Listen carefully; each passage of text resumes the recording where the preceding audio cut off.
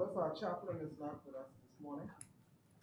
So in his absence, the House will be led in prayer by the Honorable Member for Golden Ads. No, thank you.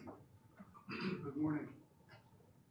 46 Psalm states, God is our refuge and our strength, a very present help in trouble. And later on it states, be still and know that I am God. And indeed, he is. Our God and Father, we come in the name of your Son. And Father, we come as we've gathered together to express, to debate the business of the people we represent in our country. Father, we pray that whatever is said, whatever is done, be done with edification. And Father, will be done with the mind to advance, to uplift, and build our country. And that persons who are listening, who are watching, they would be proud of us as Bahamians.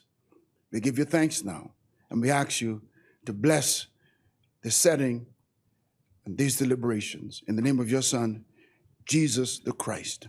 And as the word admonishes us to pray, let's pray together. Our Father, who art in heaven, hallowed be thy name. Thy kingdom come, thy will be done on earth as it is in heaven. Give us this day our daily bread, and forgive us our trespasses, as we forgive those who trespass against us. And lead us not into temptation, but deliver us from evil. For thine is the kingdom, the power, and the glory, forever and ever. Amen.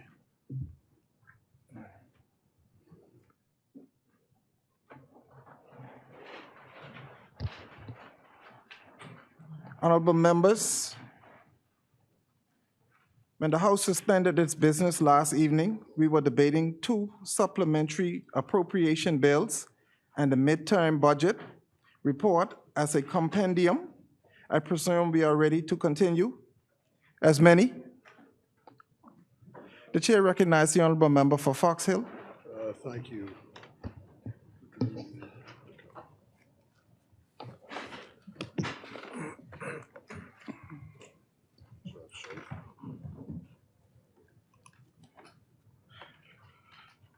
Thank you, Mr. Deputy Speaker, and I'm obliged to my colleague from Baines and Grantstown who stood down to allow me to do this because I've got some other thing that calls me away.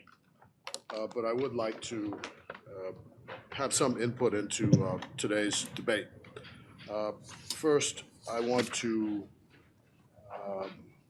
express my concern for my friend and colleague and former High Commissioner to the United Kingdom, Ed Bethel, who is not doing well at this time. Friends have gathered around, and we express our thoughts and prayers with his wife and family. He has served on two very public occasions for our country, both in the Broadcasting Corporation as a journalist and a leader in television and radio, and later as a diplomat serving in New York and in the United Kingdom. I would also like to, so I commend Ed Bethel to your thoughts and prayers and to all members of the House and across the country. Secondly, the 20th of February would have been the 96th birthday of Sidney Poitier, who's the Bahamian actor who won the Academy Award in 1964 for Lilies of the Field and was a groundbreaking actor. We showed the film Sidney in Fox Hill on a couple of days ago for the community there, a film which was done by Oprah Winfrey.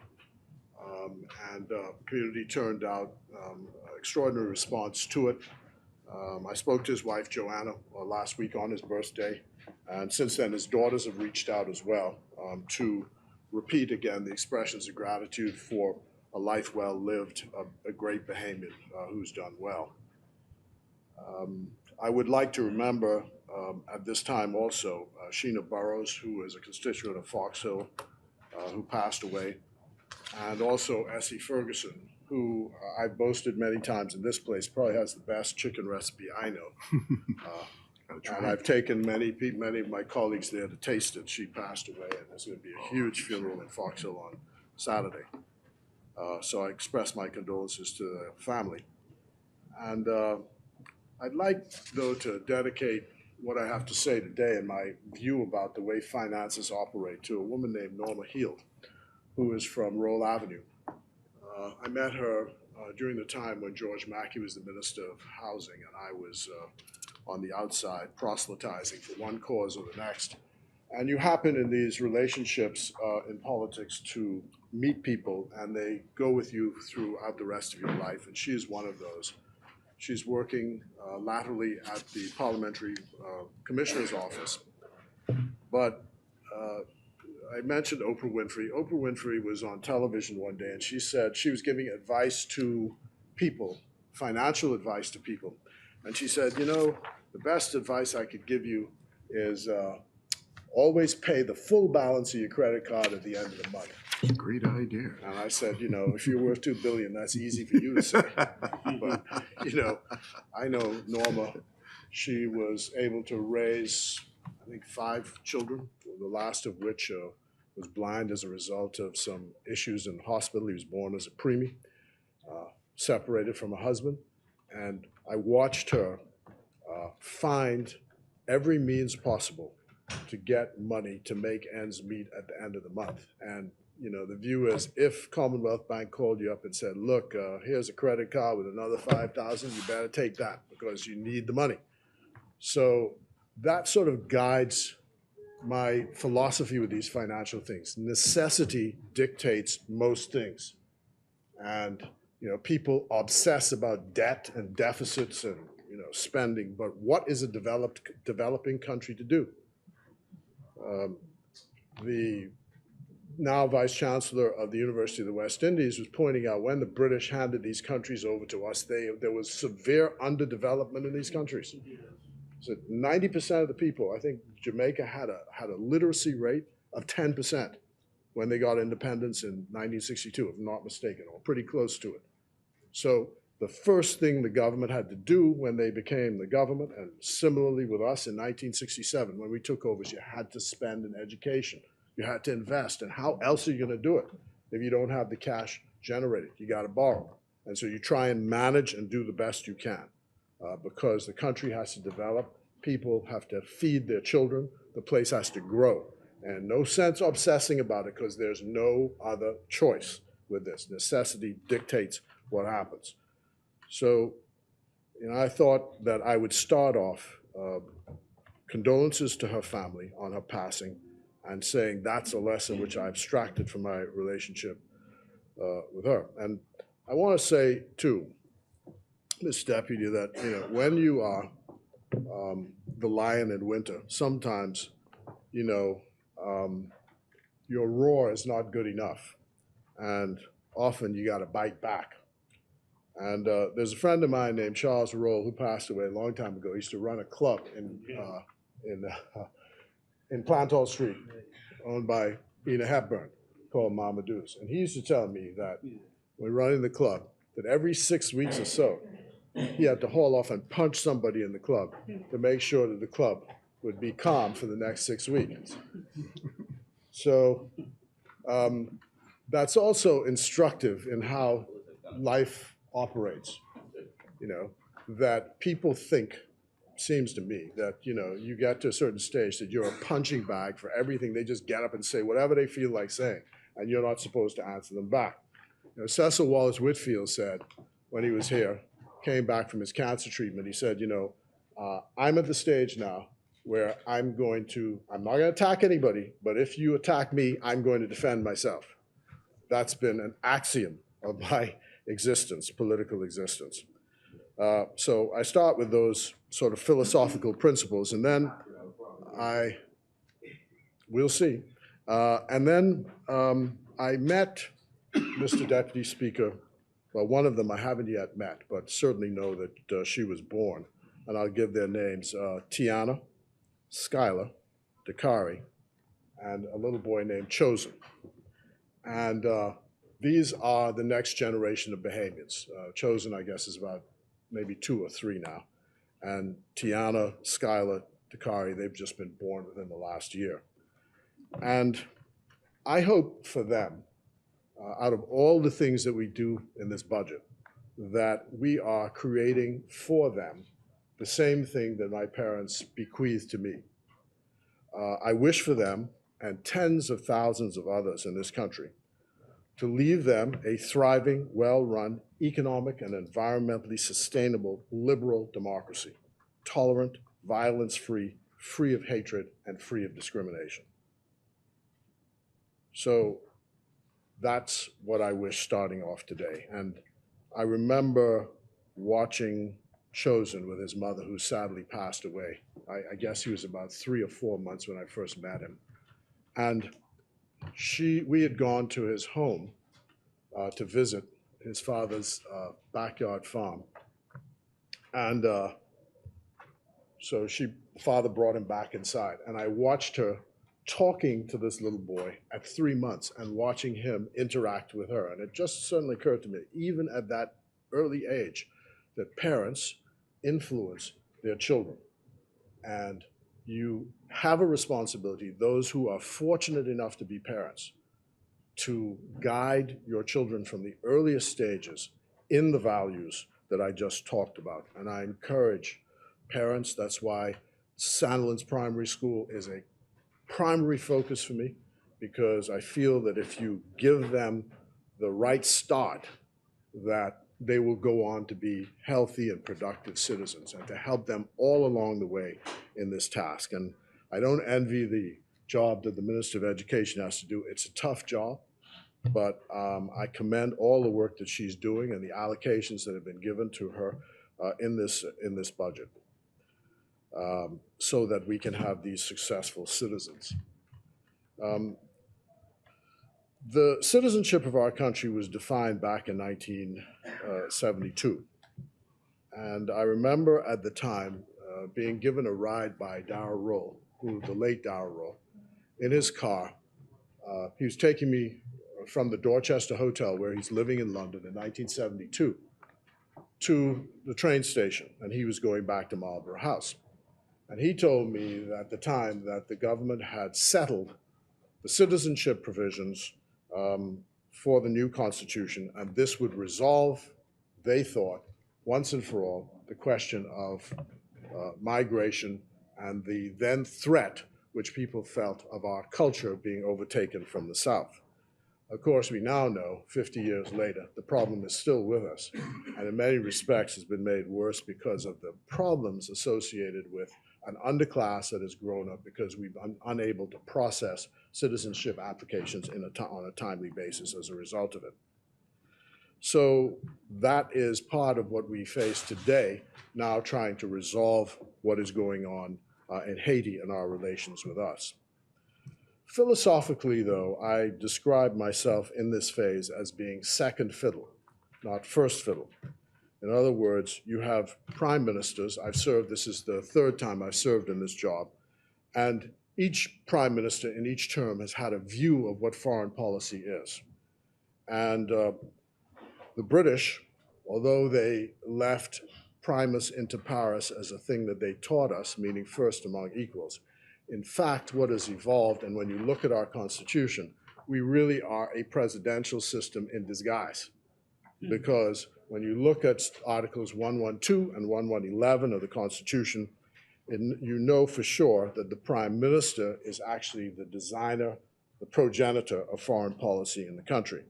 And I wanted to say off the side to my honorable friend from the other side as the leader of the opposition, when he engages in this forensic enthusiasm about what's being spent on travel, that, you know, if you want this job one day, and I'm trying my best to make you keep your current job, but if you want this job one day, if you want this job one day, take it from me. Read Article 111 and 112 of the Constitution.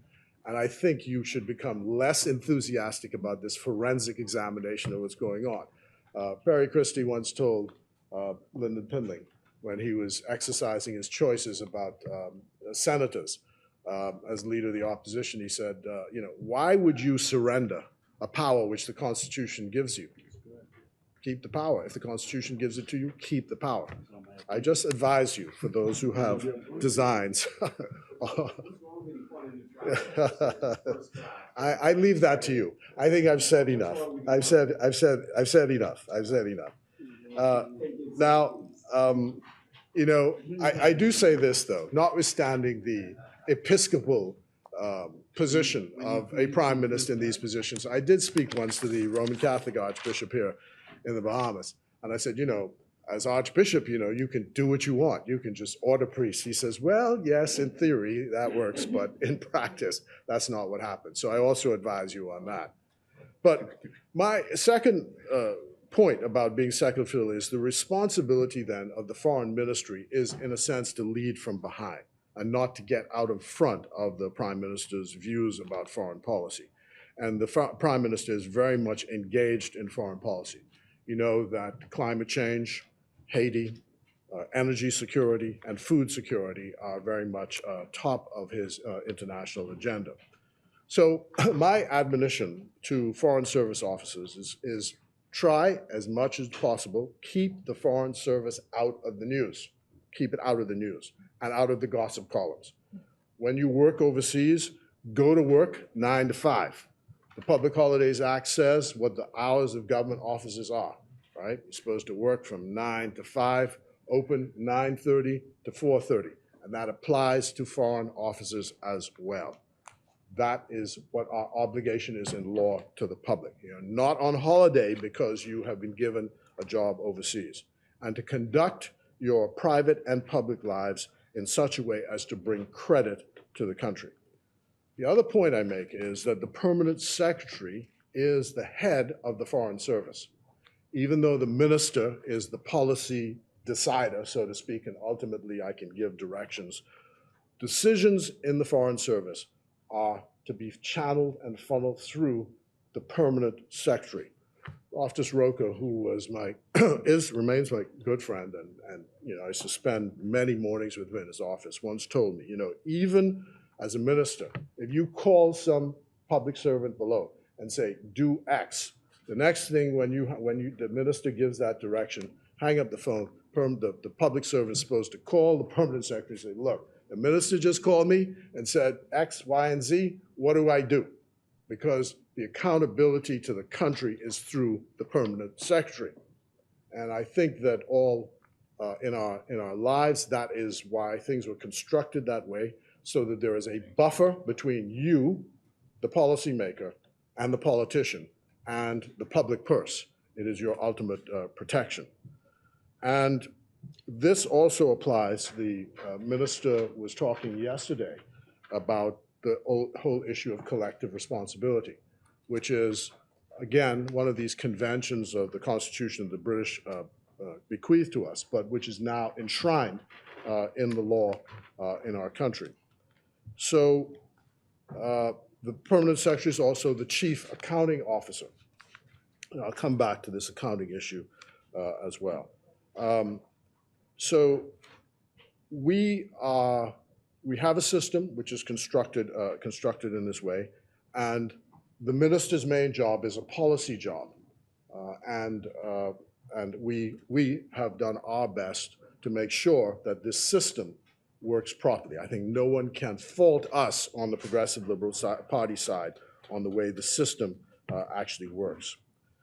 I would like to say a matter about the policy within CARICOM. You know that we've said that CARICOM is the main thrust or focus of our policy. And within CARICOM, we have some specific interests. One, obviously, is Haiti, where we have a very complex problem. And the Roman Catholic Archbishop, again, I saw him at a function, and I asked him the other day why the church has not been more forthright in seeking to tamp down the issues that are being whipped up, which may lead to violence and discord in our society over these immigration matters. Even though, you heard the minister speak yesterday, there is a careful balance that has to be struck in this country about what we are saying and how evocative we are being, so that it does not lead to discord in the society. And we cannot get the reputation of a country that is engaged in this kind of talk, which leads to intolerance and discrimination. The fact is, there are 400,000 Bahamians. There are 7 million people who come here every year. We do not have the labor. That's as plain as day. We do not have the labor to be able to service the 7 million people. And so one of the issues that we have to face is how is our immigration policy going to be managed? The people who have been caught on these boats in the thousands are trying to get to the United States of America. And so we can talk ourselves into a crisis. We can talk ourselves into a crisis, or we can have faith in our institutions. And our institutions are functioning and functioning well and doing the work which they're called upon to do. So this brings in that's on the domestic side. So this brings in then the question of our international partners. Some people have criticized us for saying this: why are we going down to Haiti? We can't solve Haiti's problems. The issue is not about solving Haiti's problems. What we have to do is, first, we have to know what's going on down there. Secondly, we have to be able to anticipate, as a result, what the issues are going to be. And thirdly, we have to try, since we have these values, to see if we can work with the elites and others in their system to try and bring about some form of stability. And two things came out of the very important meeting which the ministers led with the Jamaican Prime Minister a couple of days ago. And that is, one is the view that the Haitian National Police will get the support which it requires from the international community. This includes armored carriers, this includes additional weapons, this includes training. And the CARICOM countries have significantly given pledges of trying to do from that support side. We're not talking about boots on the ground. And secondly, we ought to know that notwithstanding Haiti's position as the poorest country in the region, these are very proud people. And no one wants you to come in their country and tell them what to do. So you can't do that anyway. And the Haitian Prime Minister, when he was here, spoke to his colleagues and apologized to his colleagues for two things: for the problems which ensue in this hemisphere as a result of the poverty and deprivation in Haiti, and secondly, for the refugee issue. I think many of them are very embarrassed that this is a problem that they can't resolve and solve. So it is in our interest to help resolve this issue. And that's why we are engaged. Secondly, with regard to the dependent territories in CARICOM, there are three in particular that we have an interest in: Bermuda, the British Virgin Islands, and the Turks and Caicos Islands. They are what the British used to call the Northern Caribbean territories, and they are still dependent. And there was a lady named Dr. Suma, who was from St. Lucia, used to be the Secretary General of the ACS. And she made a point on Bermuda radio a couple of weeks ago. She said, as long as the independence project is not done, self-determination is not done in the Caribbean, as long as one country is not free, we still have a job to do in our region. So our country is interested in ensuring that the internal democracy in these countries, we can't determine for them whether they become independent or not. That's a separate issue. They are associate members of CARICOM, but our position is to assist them, support them in making sure that their internal democracy succeeds. And we've made it plain to the British when they suspended and imposed direct rule in the Turks and Caicos Islands that we did not support it, And we've said the same thing with regard to BVI, and the position is now. Thankfully, they've not done so in BVI. And of course, we've had a long-standing relationship with the people of Bermuda. At one point, there was a UBP in Bermuda and a PLP. There's still a PLP today. So there's the Front Street Boys in Bermuda, the Bay Street Boys in Nassau. And they have both interacted with one another. And it's only an hour and 50 minutes up the road. And of course, the reason why the Turks and Caicos Islands is not with us today because Bermuda businessmen ran the salt trade in the Turks and Caicos Islands and said, look, we have to break away from Bahamas. So they're not part of the Bahamas. And you know that Grand Bahama was built in part, the pine was reaped in part by people from the Turks and Caicos Islands.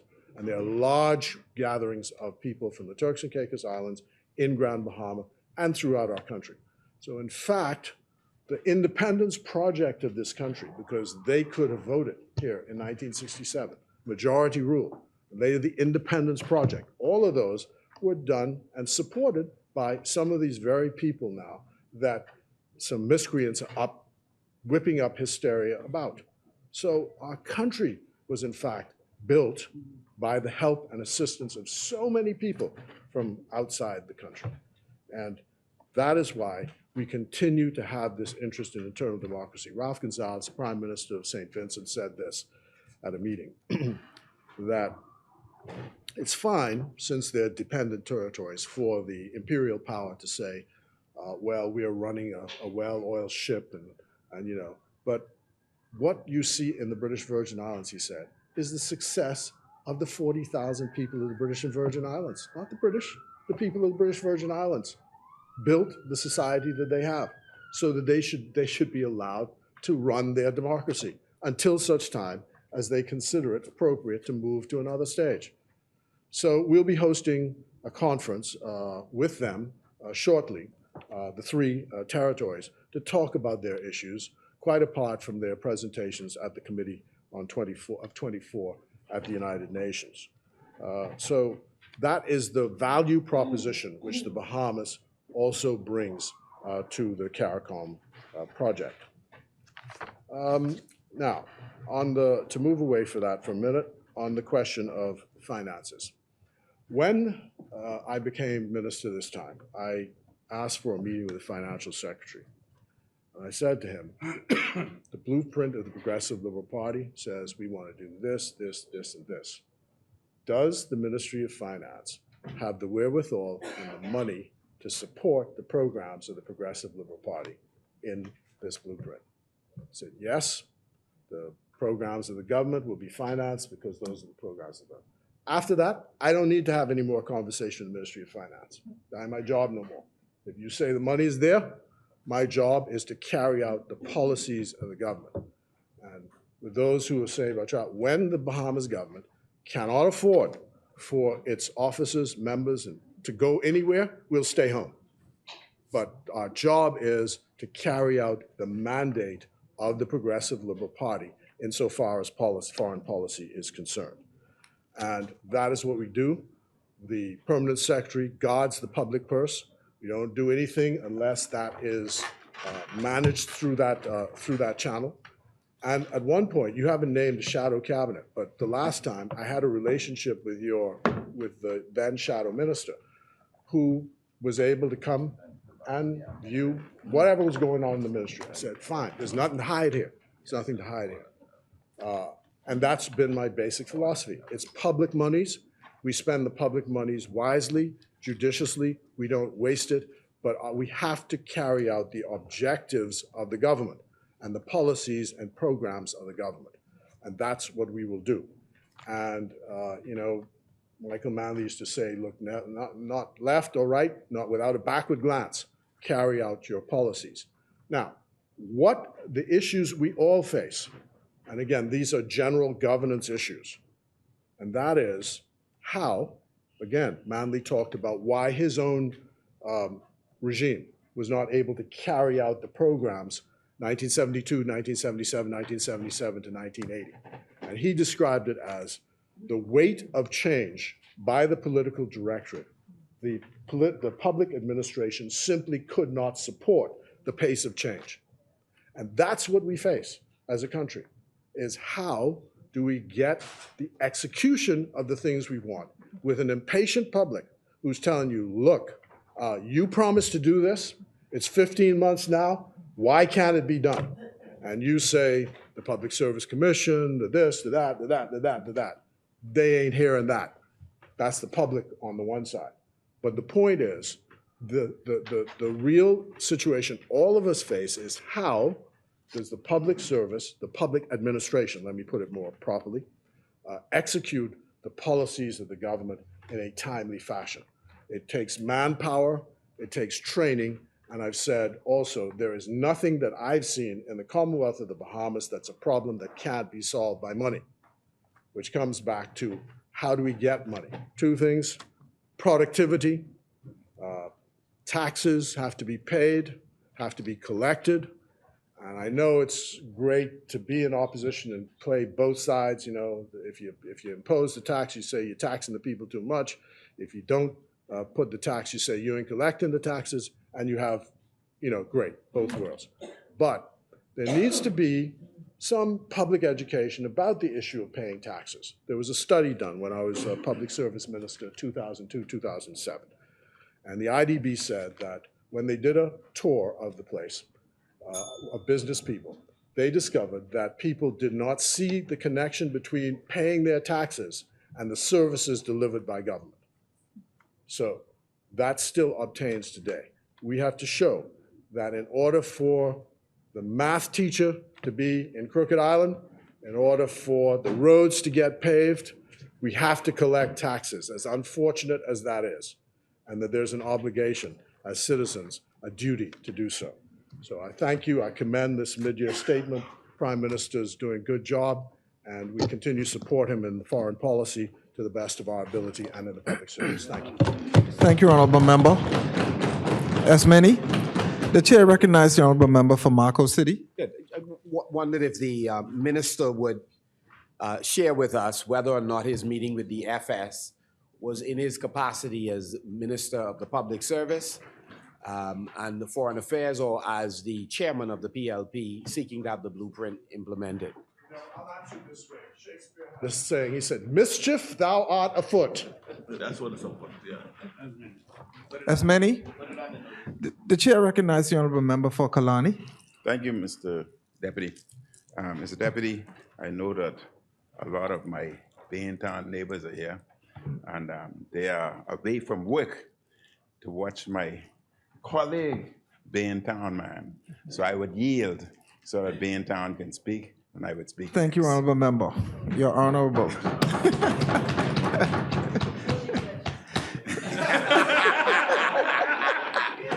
The chair recognizes the Honorable Member for Bainstown. You know about that. You know about that. You know about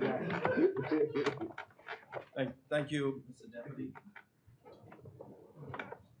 Honorable members of this great House of Assembly, good morning. I give thanks to God for his many blessings. I am continually grateful to rise in this honorable house on behalf of the wonderful people of Baines and Grantstown. Had it not been for their confidence in me in the 2021 general election, I would not be here carrying the title of Member of Parliament. Mr. Deputy, permit me to express my continued gratitude to the Prime Minister, the Honorable Philip Davis, for his stewardship, his commitment, his love, and compassion for the Bahamian people. I thank him for his continued support as I endeavor to do my best as the Member of Parliament and Parliamentary Secretary within the Ministry of Economic Affairs. Mr. Deputy, I want to report to this honorable House that Reverend C.B. Moss is at home and is resting comfortably.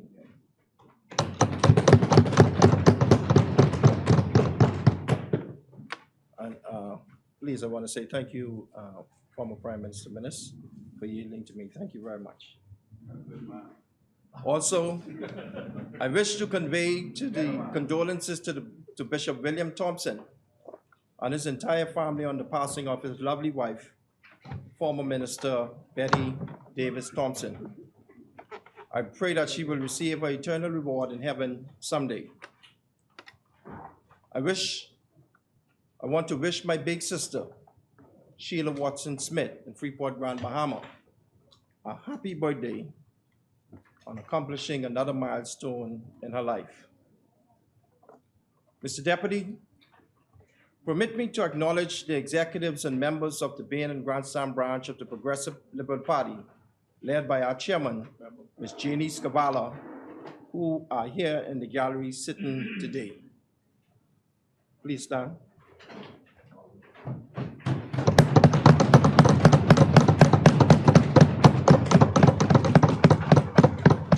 Thank you very much. There are too many names to call, so I'll just say thank you very much, team. But I want to say that there is no I in team. But Kobe Bryant said once, there is an I in win. There's no I in best, but there is an I in champion. I say that to say, to win, you must have a good team. To be a champion, you must perform at your best. The focus must be on the objectives and not on the individual benefits of one or two individuals. To that end, I say thank you to my executives and members of the Baines and Grandson branch of the Progressive Liberal Party. Mr. Deputy, on a more somber note, I wish to extend condolences to all the families of Baines and Grantstown that have lost a loved one or lost loved ones since my last debate. I want to single out the families of the following constituents who died recently. Dimitri Thurston, my starting point guard for CC Sweeting. Mr. Melvin Bain, who was funeralized yesterday, an excellent basketball player in the 1990s. And the matriarch of the Davis family from Rupert Lane, Mrs. Deborah Rogers Davis, wife of the late Marvin Davis and Lala's mom. Condolences are extended, and may they all rest in peace. Mr. Deputy, since my last debate in 2022, we as a branch have successfully conducted 32 projects and programs aligned with the Baines and Grandstand 10-point focal plan. I continue to meet with constituents every Tuesday at 4 p.m. The Constituency Office and Family Center remains open 9 a.m. to 5 p.m. daily. The Baines and Grandstand Sports Committee is in full swing and is planning the second annual Baines and Grandstand Summer Games, which is slated for July and August of this year. The Baines and Grandstand Sports Committee has completed the first session of our Saturday Basketball Development Program, and session 2 is slated to reconvene shortly. Mr. Deputy, our street meetings continue as we completed our 5th street meeting in polling division number 5 on Corrie Mission Park. At that street meeting, the Bahamas Parks Connect Wi-Fi project was launched. In addition, the much-needed lights for this park, which residents were crying for so long and for so many years, were finally switched on. Thanks to the Minister of Works, the member for Fort Charlotte, Minister Alfred Sayers, for making this possible. Mr. Deputy, allow me to divest for a second. I sit as a backbencher in this house, right at the backstage, behind the members opposite. And what behooves me is the theatrics displayed and the interruptions made without good conscience, knowing full well that they did nothing in their term in office. Nothing, absolutely nothing. Mr. Deputy,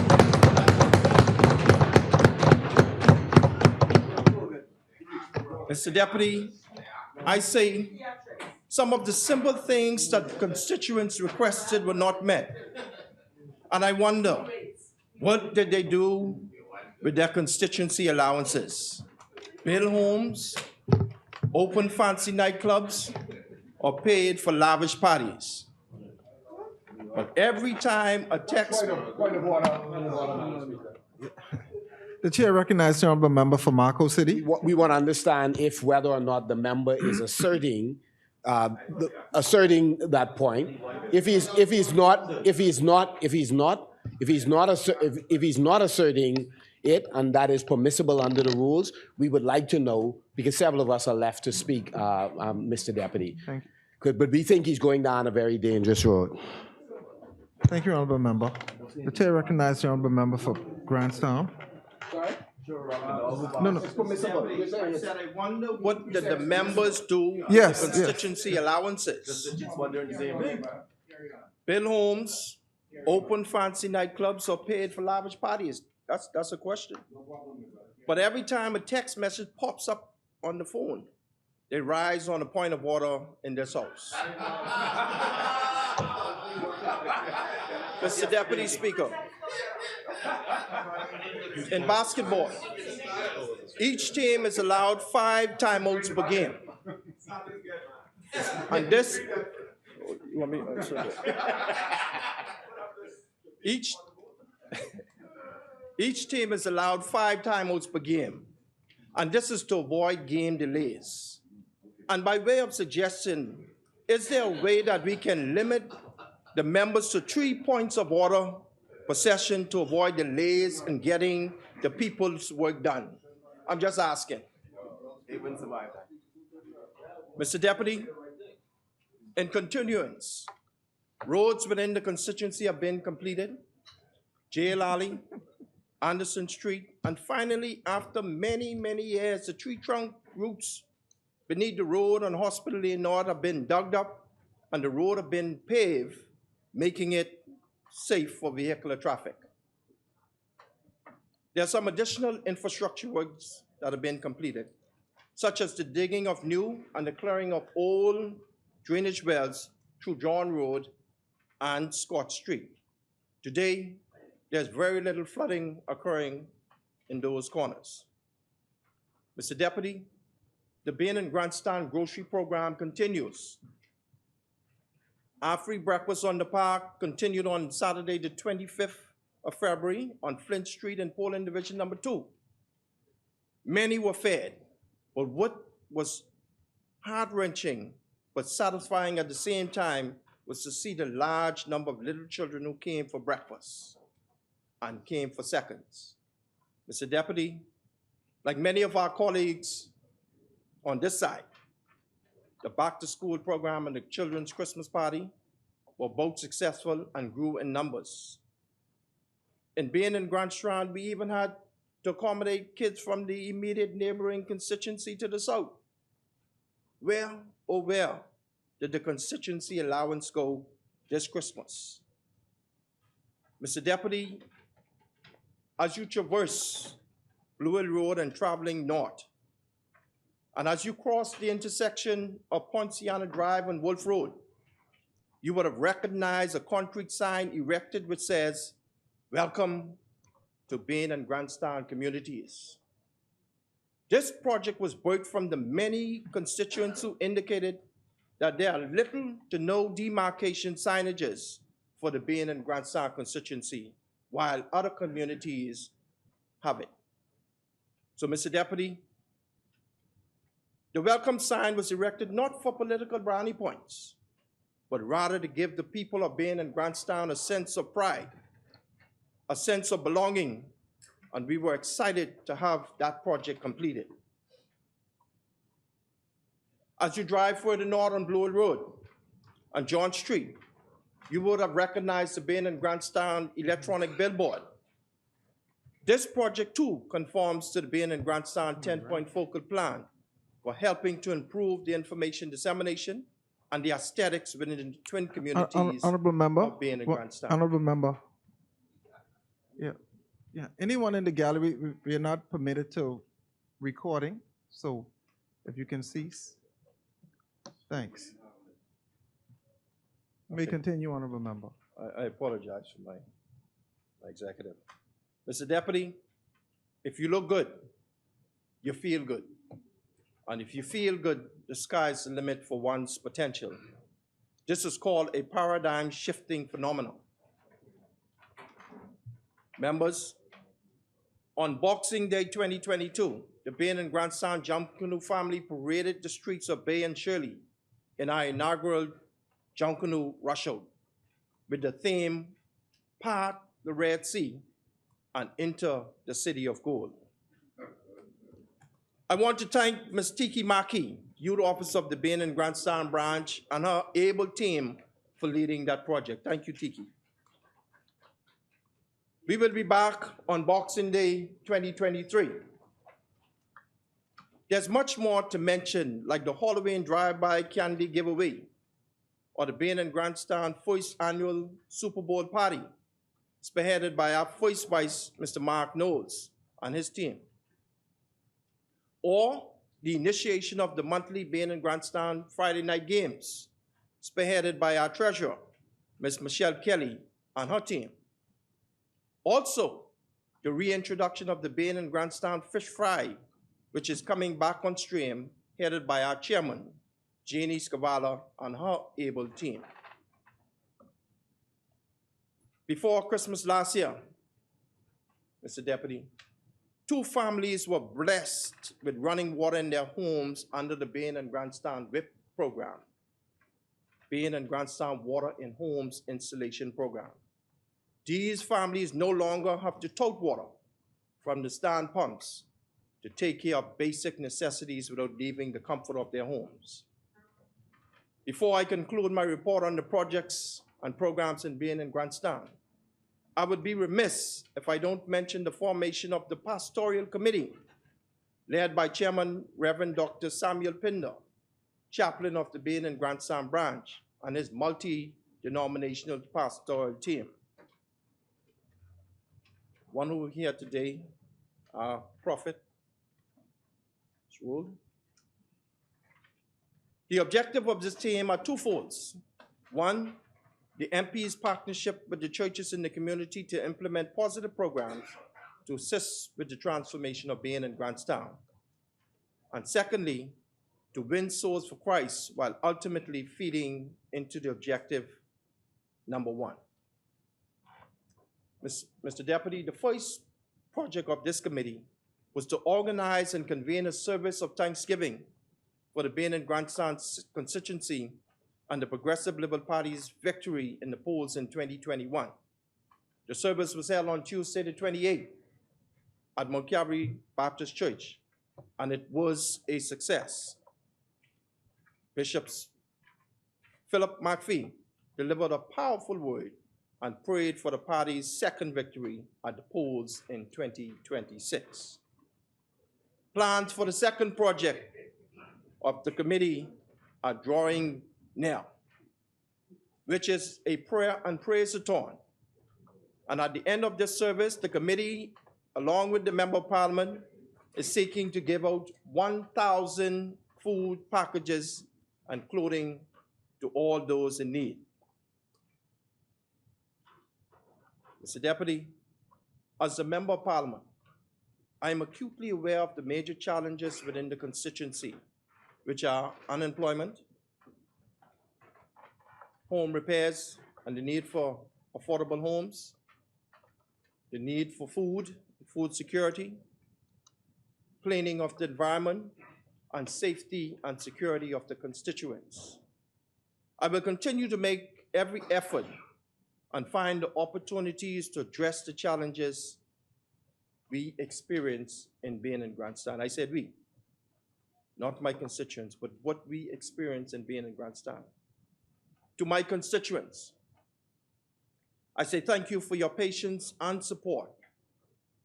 I ask you to bear with me and our administration as we fix the large number of national issues unaddressed under the former administration. Mr. Deputy, I beg leave to discuss matters related to the Blueprint for Change and the E-Bahamas Revolution's agenda. I have been given the responsibility to drive the government information and communications technology and digitization program. By way of update, I would like to report on the following projects for the edification of the Bahamian people. The Department of Transformation, in conjunction with the Parliamentary Registration Department, have engaged a consulting firm to commence the project to modernize the Parliamentary Registration Department voter registration system.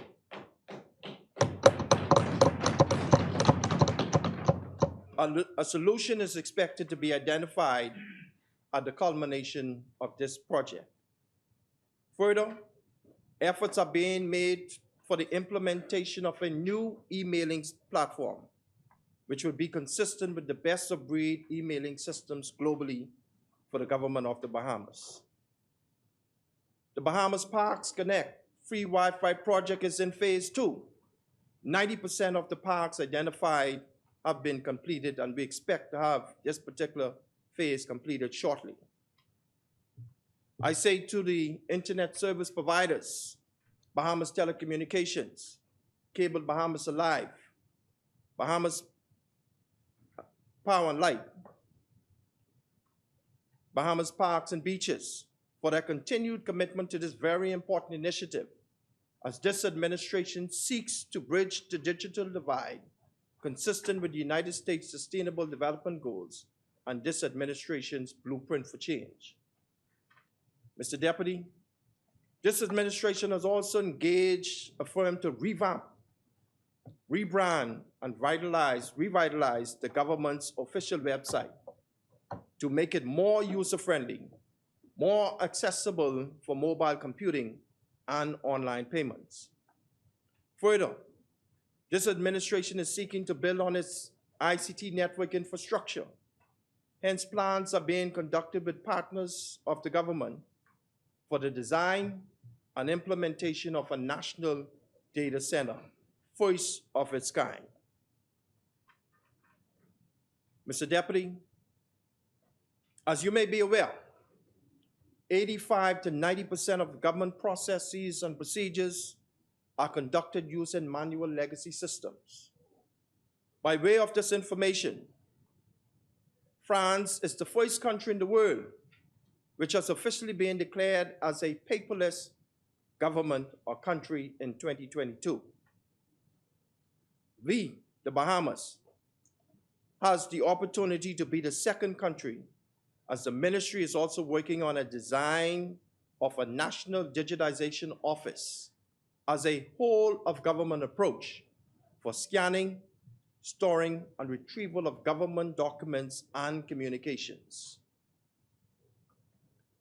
Mr. Deputy, in addition to making services and payments available online, the Ministry of Economic Affairs is working on a business and artificial intelligence project with a real-time digital dashboard and reporting solution for ministers and key decision makers within government. As the Ministry of Economic Affairs advances its online presence, a foolproof cybersecurity program and a robust national e-identification is needed. And I am pleased to report that the government is proactive and is assiduously advancing these programs. Mr. Deputy, with more consumer and grocery products being added to the breakfast bread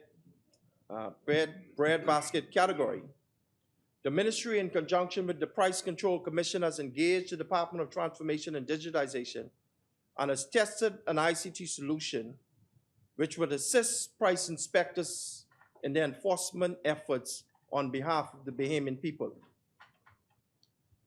I say to the millennials, smart cities coupled with 5G network capabilities are under discussion. Hold on. This administration has your desires and needs in mind. This ministry continue and will continue its effort as it relates to infusing information and communications technology in governance. A recent survey by IDB indicated, or the Inter-American Development Bank, indicated that the infusion of ICT in governance helps to improve a country's GDP by approximately 6 to 12% on average annually. That's critical.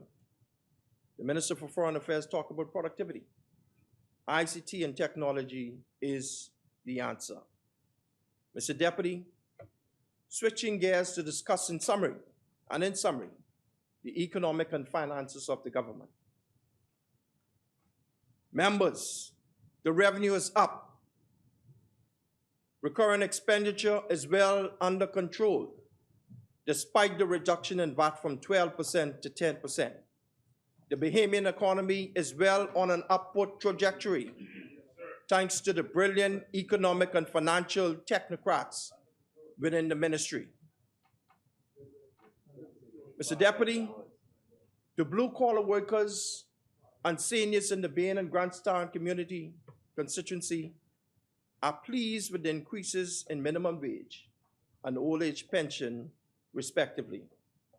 The many civil servants, teachers, nurses, police and defense force officers, customs and immigration officers, etc., are appreciative of the government signing of the many industrial agreements since coming to office, which lingered and lingered aimlessly under the former administration.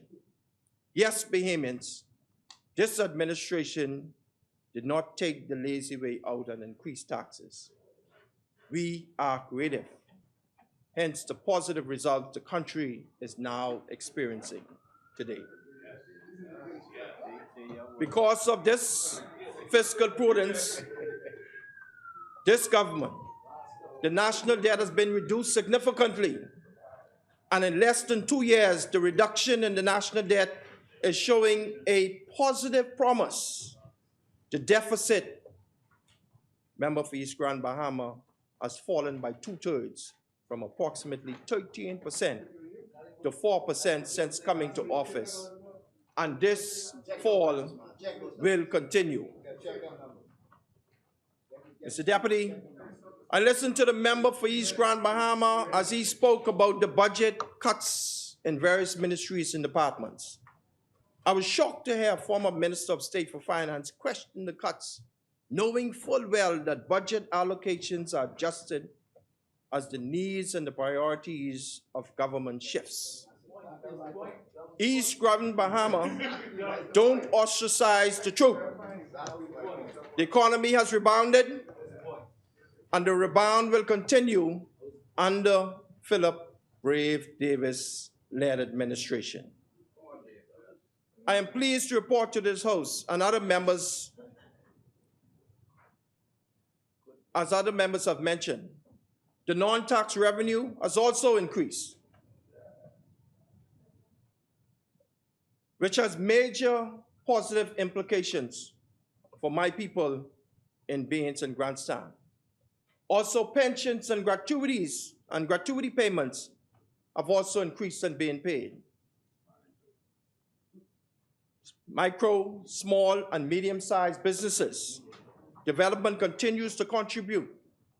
Job creation, provision of public goods and services, as well as the eradication of dependencies in Baines and Grantstown and throughout the Bahamas is looking good, Mr. Deputy.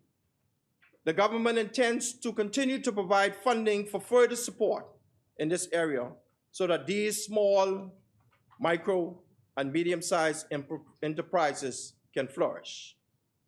This will go a long way in restoring economic sustainability and viability in our inner cities while rebuilding the eroded middle class resulting from the poor fiscal administration by the former administration.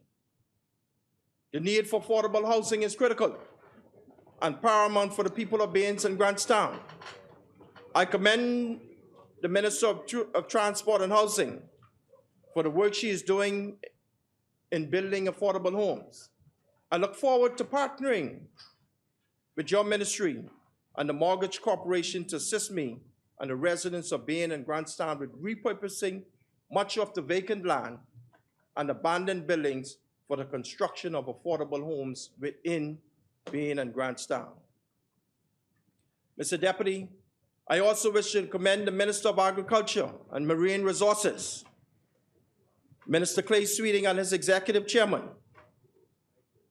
Mr. Leroy Major, BAIC, for launching the Bahamas Golden Yolk Project, which is geared towards advancing the production of eggs with the view of attaining national self-sufficiency.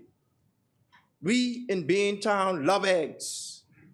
We eat eggs once, twice, sometimes 3 times a day. In less than 2 years, and will in short order look at what this administration has done in agriculture. What was the former minister doing while sitting in the chair? Sitting on his... He couldn't produce one egg as minister. But now he wants to run the country. No, sir.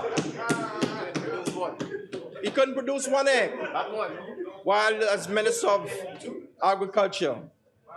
But now he wants to run the country. No, sir. The Bahamian people aren't food. I'm doing a wonderful job. Yes, Mr. Deputy, you're doing a wonderful job. That's what the future should look like. Mr. Deputy, That's what it should look like. he's cutting in on my time, Mr. Deputy. Order, members.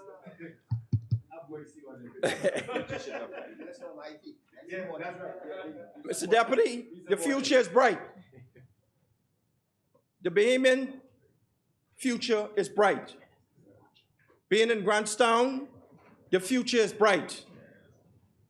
To that end, I leave you with these two adages to ponder. Patient man rides donkey. And secondly, Rome is not built in a day. Amen. Bahamas, this administration is on the right track. We got your back. And we need your patience as we seek to restore and rebuild what they have caused to collapse. Therefore, on behalf of the resilient and patient constituents of Baines and Grantstown, we support this mid-year budget. Thank you, and God bless. Thank you, Honorable Member. As many. Oh, the chair recognizes the Honorable Member for East Grand Bahama. Thank you very much, Mr. Deputy. Mr. Deputy, I didn't want to interrupt the member for being in Grantstown. You know, I support him and on his quest to digitally transform. It's a point of order. I support him on his quest to digitally transform the Bahamas, but he should stay away from the financial matters. I wonder if he could produce evidence that the Davis administration has, in his words, reduced the national debt significantly. Because there is no evidence whatsoever that the national debt has been reduced by this government. In fact, the national debt has been increased by this government because for the consecutive year, you've had a deficit. So once you've had a deficit, your national debt is going to increase. So can he produce evidence that the national debt has been increased? And secondly, I agree with him that budgets speak to priorities. And that was my very point, that you decided to increase travel. That speaks to your priority. You decided to decrease your capital budget in health. That speaks to priority. You decided to decrease the small business support. That speaks to priority. So, Mr. Deputy, thank you very much. Thank you, Honorable Member.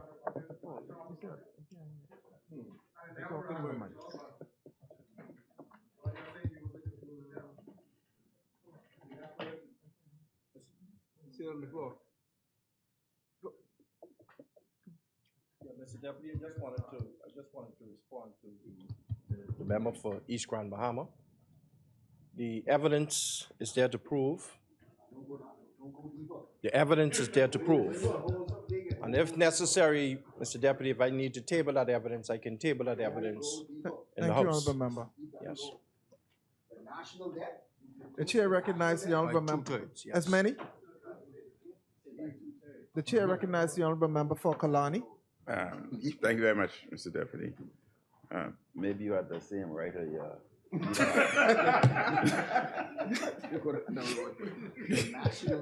Mr. Deputy, before I commence, I went to attend a basketball match on Monday, took my grandson and a few of his friends. And I was pleased with the performance, and I would like to congratulate Sunland Baptist Academy Stingers, who was victorious in the Hugh Campbell basketball tournament. And I must say that this is their second victory. They're back-to-back, that is. And I also want to congratulate the head coach for doing such an excellent job, Mr. J. Philippe. Mr. Deputy, I want to thank Killarney for giving me this opportunity to speak in these honorable chambers. And I will deal with Killarney's issues at the end of my debate, so in the interest of time. But allow me to send condolence out to Reverend Dr. William Thompson on the passing of his wife, Betty. Mr. Deputy, in his mid-year statement, the Prime Minister, who is also the Minister of Finance, said that in the first 6 months of the year, total revenue collections are estimated at $1.2 billion, which represents a 111.5 million increase over the same period last year. He added that to date revenue collections account for 44.5% of the annual budget target.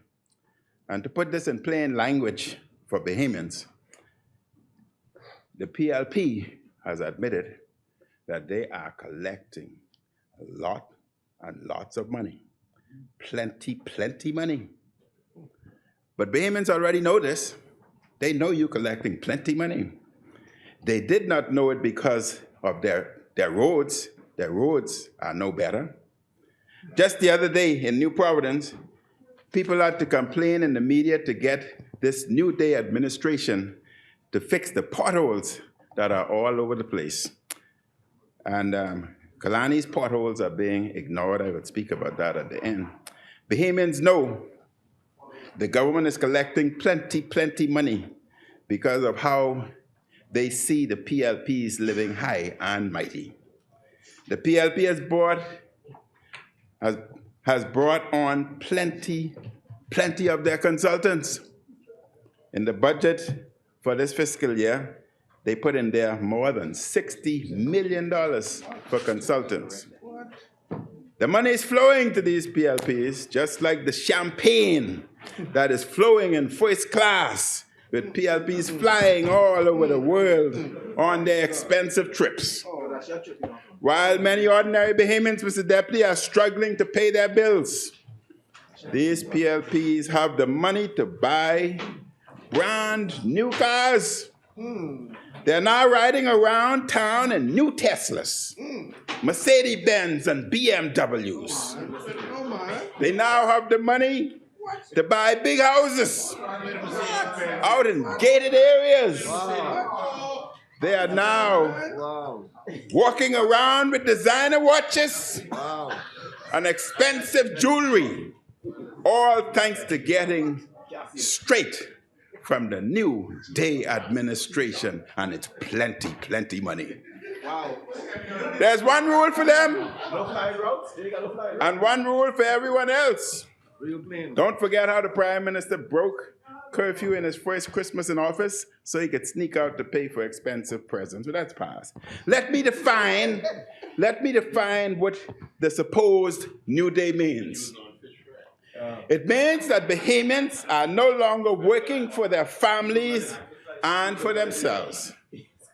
This sad New Day means that Bahamians are working hard for the PLP and for the Minister of Finance, who are recklessly wasting our money and living their best lives on the backs of the Bahamian people. Bahamians are working, Mr. Deputy, to pay the PLP for their expensive ways, their luxury travel, their special consultants, their expensive conference. The editorial in the Nassau Guardian this week noted, and at the end of my speech, I will table all documents to support what I say. There, quote, there is a serious disconnect between the world in which the Prime Minister lives and the reality of ordinary Bahamians who are being squeezed financially. It went on, many people who can barely make payments on their homes' mortgages, pay school fees and medical bills are being squeezed by increased real property taxes. For example, there are some instances where real property taxes increased 3- and 4-fold. Some people from 3,000 to 13,000. It went on to say, and on the instruction of the government, these taxes are being added to mortgage payments by lending institutions. The editorial also noted the Prime Minister neglected to acknowledge that his imposition of 10% VAT on previous VAT-exempt breadbasket items negatively impacts the poor, or that his new intention to impose VAT on medical bills for the privately insured will harm the middle class. We have an out of touch, uncaring, indifferent Prime Minister and government. Many more Bahamians, Mr. Deputy, are going hungry, even as the government is collecting plenty money. As the Guardian also stated, wages in the country remain stagnant, end quote. Mr. Deputy, the other way we know the government is getting in plenty money is the travel budget keeps going up as it keeps going as sky high as when the Prime Minister jets off with his big delegation on his latest foreign adventure. The Nassau Guardian noted this in its story on February 23rd, 2023. Headlined, Government Travel Budget Grows from 14.8 million to 18.8 million, end quote. The travel budget for the Office of the Prime Minister has increased by a whopping 1,534,213. And I have said repeatedly, the Prime Minister needs to spend more time at his desk and read, because if that had happened, the mistake he made in here the other day about the deficit, now we must determine who's speaking the truth, but we'll deal with that at another time. Bahamians are losing track of how many times the New Day government has jacked up the travel budget since coming to office. This is the money that helps them to see the world in luxury at the taxpayers' expense. This is the money that pays for the Prime Minister to go to every conference he could find all over the globe. Mr. Deputy, all this money that's coming in is because of the taxes our people are paying. The Prime Minister won't remove the tax of the heartless breadbasket tax. Heartless breadbasket tax he refuses to remove. He will not reduce the gas taxes. In fact, the PLP is getting ready to increase national insurance rates to take more of the people's money. And NIB is a noteworthy entity. The problem is, no one trusts the New Day administration to responsibly oversee this money they intend to extract from struggling Bahamian workers. Seeing all these PLPs living in the good life has caused Bahamians to lose trust, and that this administration could be a responsible steward of their tax dollars. And this government is blind and indifferent to the struggles and the needs of the poor. We are instructed in Psalm 34, the Lord hears the cry of the poor. But this Prime Minister and the PLP are deaf to the cries and the needs of the poor Bahamians.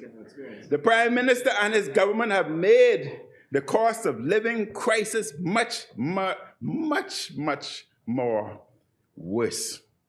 Mr. Deputy, they have introduced the brave Davis inflation on top of the world's inflation. Breadbasket items, 10% increase. Prescription drugs, 10% increase. Light bill, cost increase. Cost of running business, increase. Real property tax, threefold increase.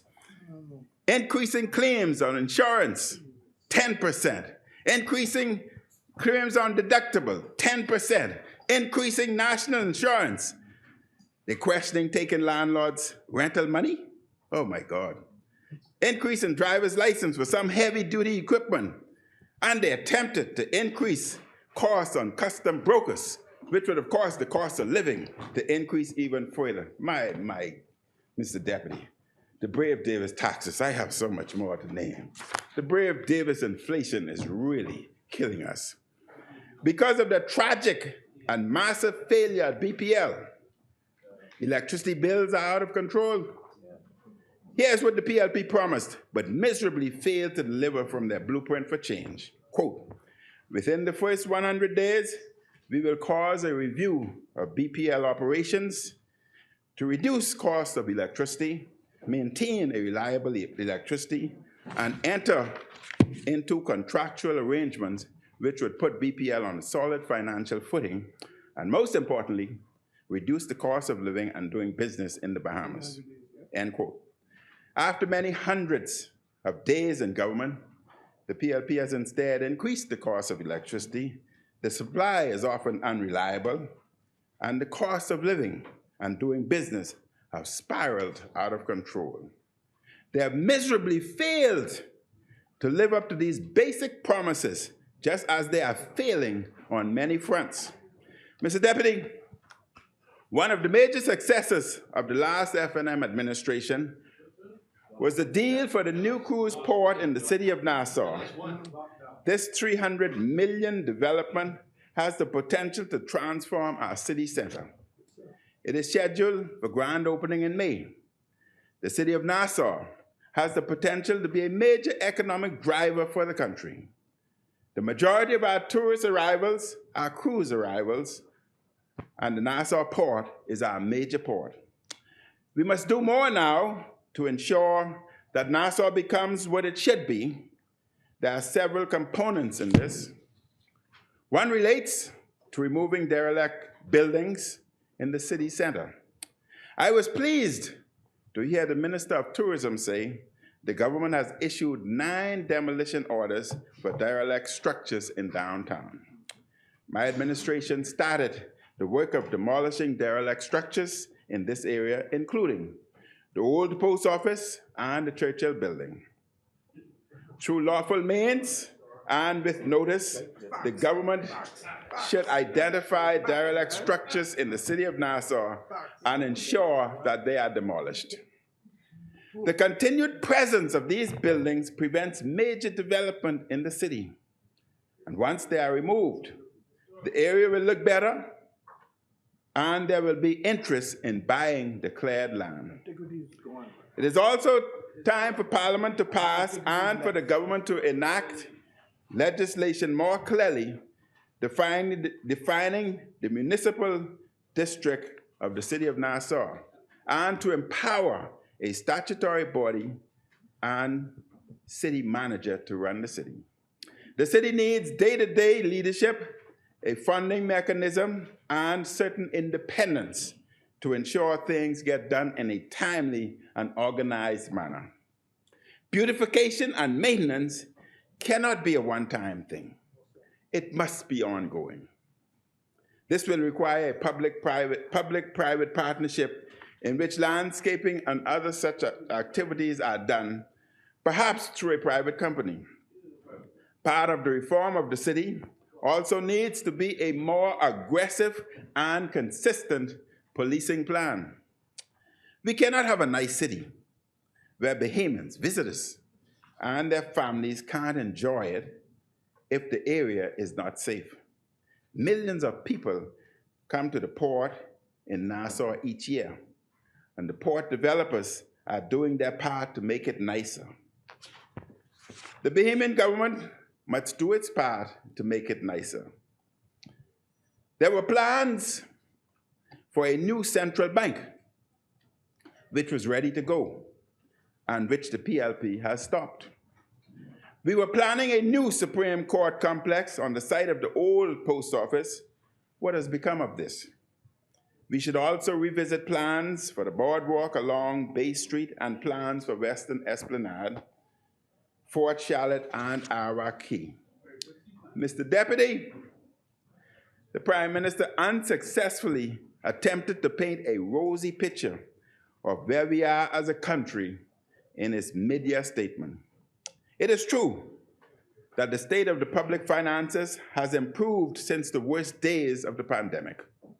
At that time, my administration was called upon to save lives and livelihoods.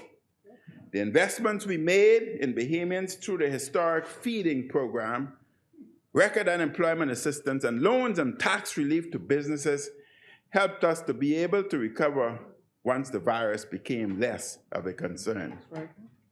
Mr. Deputy, during the pandemic, no civil servant, Parliamentary staff, no civil servant were laid off, as cried by many would have resisted this. As a result of no civil servants being laid off, through the salary deduction process, there would have been minimal or no default in car loans because the payment, their salaries continued. No default in personal loans, no default in mortgages, no default in credit cards or rentals. Mr. Deputy, as a result of them being paid, increase, non-performing, there was increase in non-performing loans at the bank. If they were not paid, the non-performing loans at the banks would have increased. Mr. Deputy, as a result of them being paid, we were advised that the banks were able to quickly recover their profitability. And if we look at the profit today, it's record high. Mr. Deputy, what amazes me about the Prime Minister is how little he has done to deliver on some of the major initiatives needed for our people. The PLP talked a big talk about the Grand Lucaya. We heard how quickly they would solve the matter and cause a sale to happen in quick order. No sale has happened. It appears none is imminent. The people of Grand Bahama are still waiting for a solution on the hotel from the PLP. The same issues is at play on Grand Bahama. There is no new airport. We keep hearing that we are getting closer and closer in the process to get close to beginning the airport. However, for all the talk and promises, there's no new airport. Mr. Deputy, the same failure to deliver is evident when it comes to the hospital in New Providence. My administration left in place, for the benefit of Bahamian people, we left in place the funding for a major new wing at PMH. The New Day administration chose not to go ahead with the project that would have delivered better healthcare facilities for our people. Instead, we hear pie in the sky talk about building a new hospital somewhere else. Bahamians know better than that. They know they are not getting any new hospital built by this PLP administration before they leave office at the next general election. Bahamians know the PLP's track record. This type of big talk does not fool them. In fact, in 2014 at the STEM SO conference in Grand Bahama, the now Minister of Health, who was then Minister of Grand Bahama, member for Tall Pines, stated, I quote, Grand Bahama will have a new hospital by 2017, a 150-bed hospital. Hospital not seen yet. If the PLP had continued with the project we left in place, the new wing of the hospital would be well out of the ground and hundreds of Bahamians would be employed on the project. The government is looking at a new site for what they call the new hospital near bordering my constituency. I asked the government, who is designing this hospital? Who is building this hospital? You know it's not being designed by the Beck group. How many Bahamians will be employed? Or is it all or mostly foreigners? And is the government aware that the site that they're looking at is not all government owned? The 15 acres in the center of such site is privately owned. Is the government looking at that and dealing with that appropriately? I can say that the government has already laid out the plan, but I'm certain that the Minister of Health will answer such questions as I would have more to ask. At the last general election, the people voted. They spoke clearly in a democratic and peaceful manner. We were sent to opposition and the PLP to government. We respect the decision of the people. Government must respect the right of citizens to peacefully assemble and to protest. Bahamians were deeply concerned at how protesters were treated at the recent CARICOM conference. A small number of protesters wanted the New Day administration to hear their concerns on immigration and other issues. And this New Day administration did not want to hear them. Videos circulated on social media of Bahamians being manhandled and detained for trying to speak out. It was disgraceful. It was shameful how these Bahamians were treated by an administration that increasingly is intolerant of dissenting voices. Shame on you. It's as if the Prime Minister no longer wants to see and hear the voices, the cries and the needs of the Bahamian people. Bahamians increasingly think he only likes to be around big shots and at overseas conference. It looks like he feels more comfortable with foreigners than with his own people. Democracy is a messy and beautiful thing. Popular and unpopular views and opinions have a right to be expressed in a democracy. No one should stifle the right of others to speak. Let me repeat. No one should stifle the rights of others to speak. This is why, Mr. Deputy, put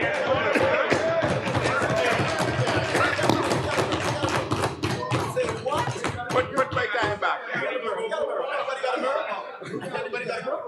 Put my minute back. Yeah, opposition is good school. That's good choice. I got choked. This is why the FNM freed the broadcast media. One of the great legacies of the FNM is the promotion of free and open exchange for a diversity of voices.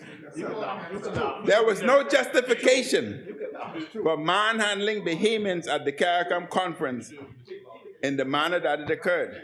Bahamians are angry at how this administration treated other Bahamians. In a letter to the Nassau Guardian on February 7, 2023, titled, "Trampling on Constitutional Rights," Bishop Walter Hanschel said, quote, "I am appealing to the government of Bahamas to listen to the cries of Bahamian people and do something to bring relief to their pain. I beg our politicians to not ignore the genuine concerns of the people who are now feeling anger, which may escalate to bitterness and rage. If the cries of the people continue to be stifled, we will see much unrest in the future, which we cannot afford," end quote. We in the opposition will be watchful for further undemocratic actions by this New Day administration. Mr. Deputy, last December was the first full year of the New Day administration. In that year, there were 128 murders, which was one of the highest murder totals in our history. Sadly, with the people having no serious crime plan, PLP having no serious crime plan, crime and violence may increase even more. This year has begun with more bloodshed. Just over the weekend in New Providence, police reported that a 10-year-old and a 15-year-old were shot. The shootings continue, the killings continue, the robberies continue.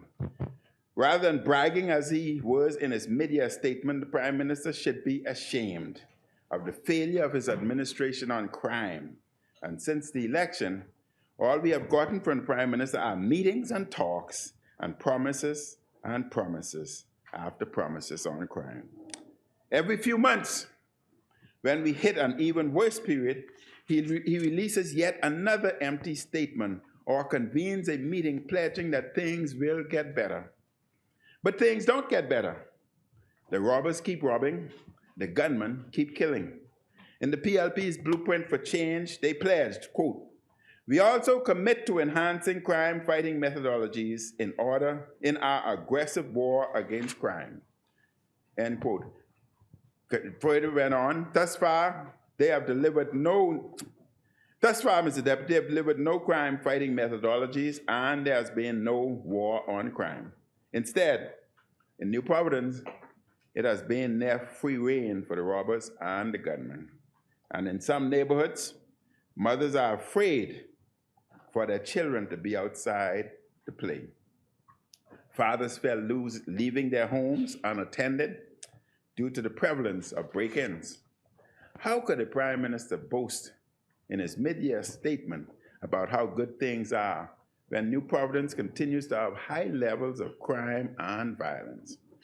And we are seeing more crime on some islands.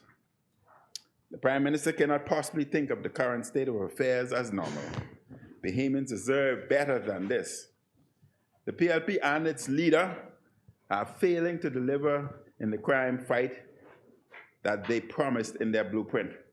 I remind them that a blueprint is only something on a piece of paper. We need action, not simply more talk of plans that never materialize. Mr. Deputy, in addition to higher light bills and more taxes, the PLP continues to make it more difficult for Bahamian businesses and citizens. Nassau, the Guardian editorial of this week also quoted, I quote, "Routine services take an inordinate amount of time. No one appears to be in charge, and it is difficult to have any query answered in a timely manner.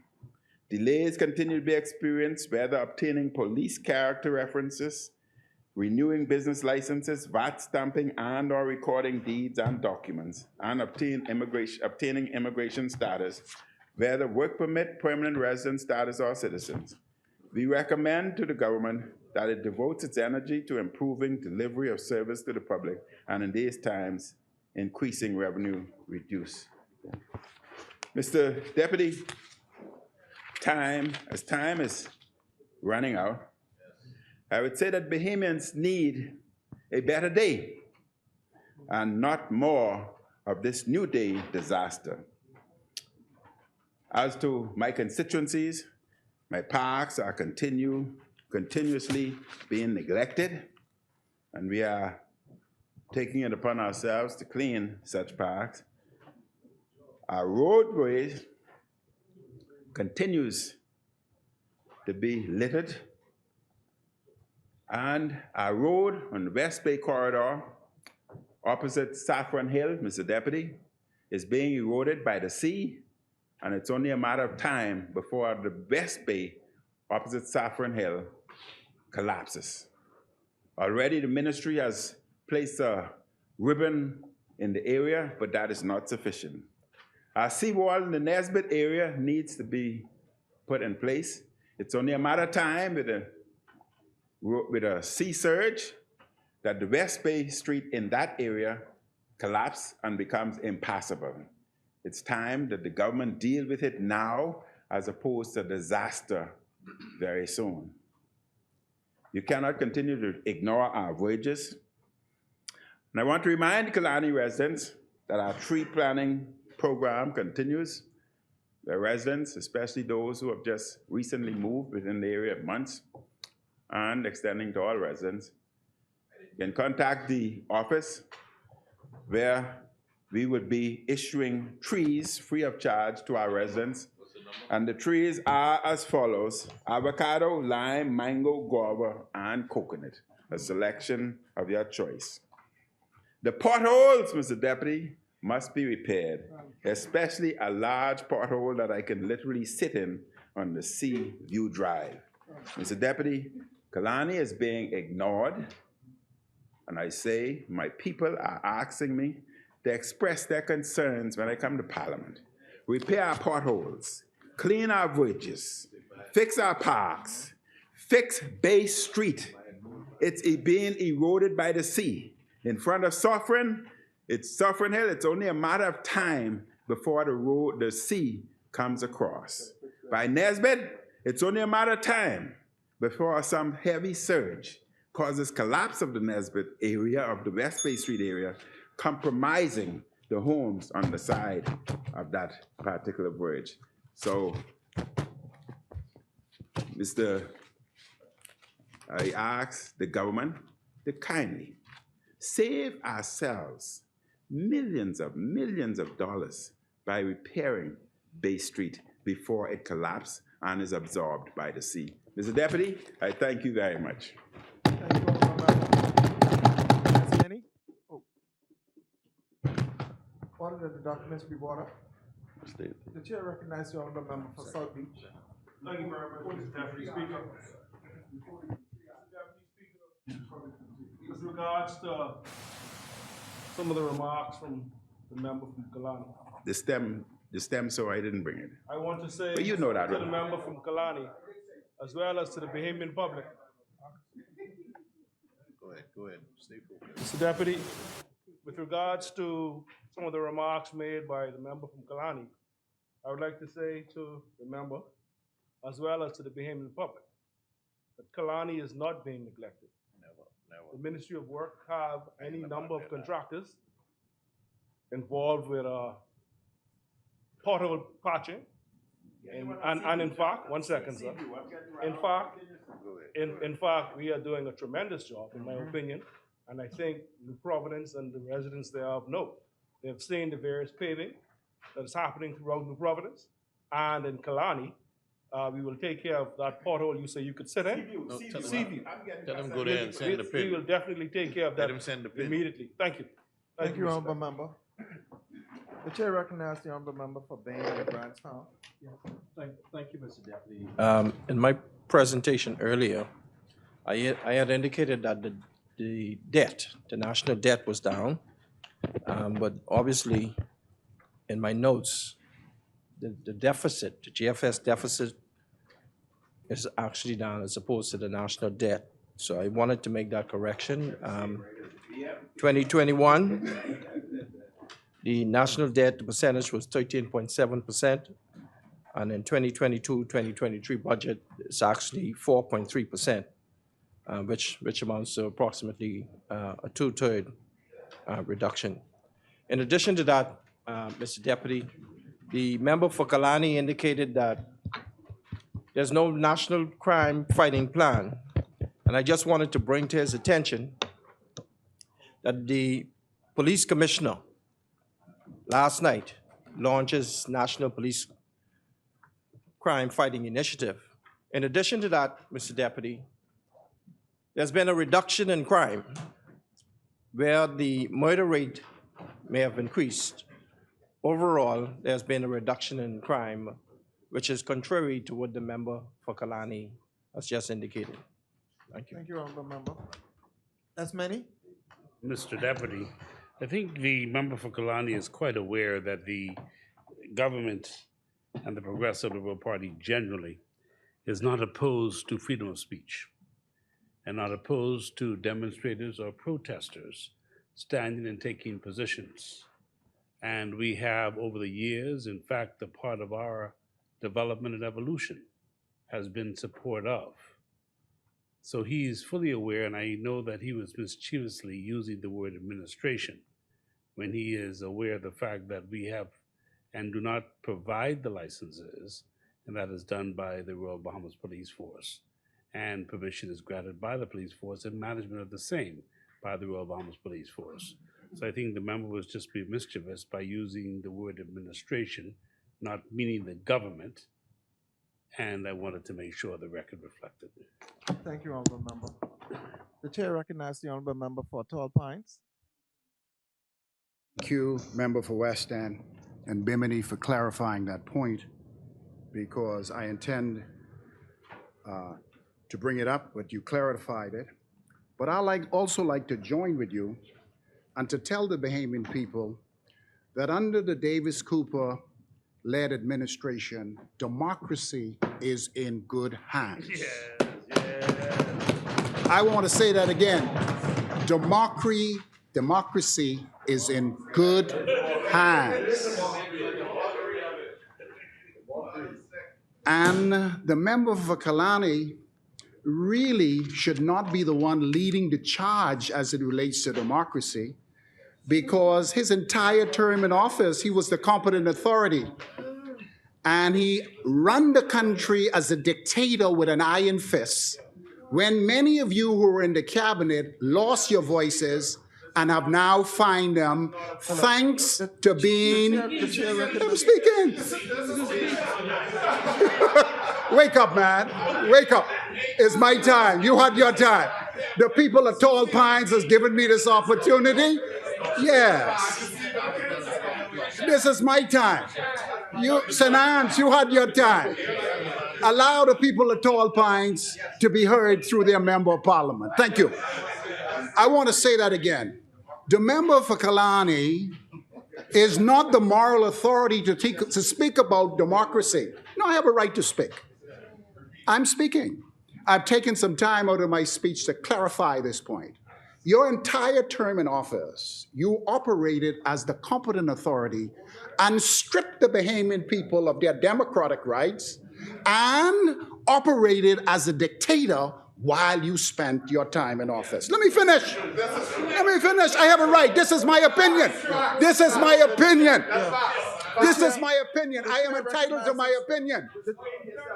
The chair recognizes the honorable member for Killarney. Make sure my clock is running. Mr. Deputy, first of all, the dictator must be expunged from the record.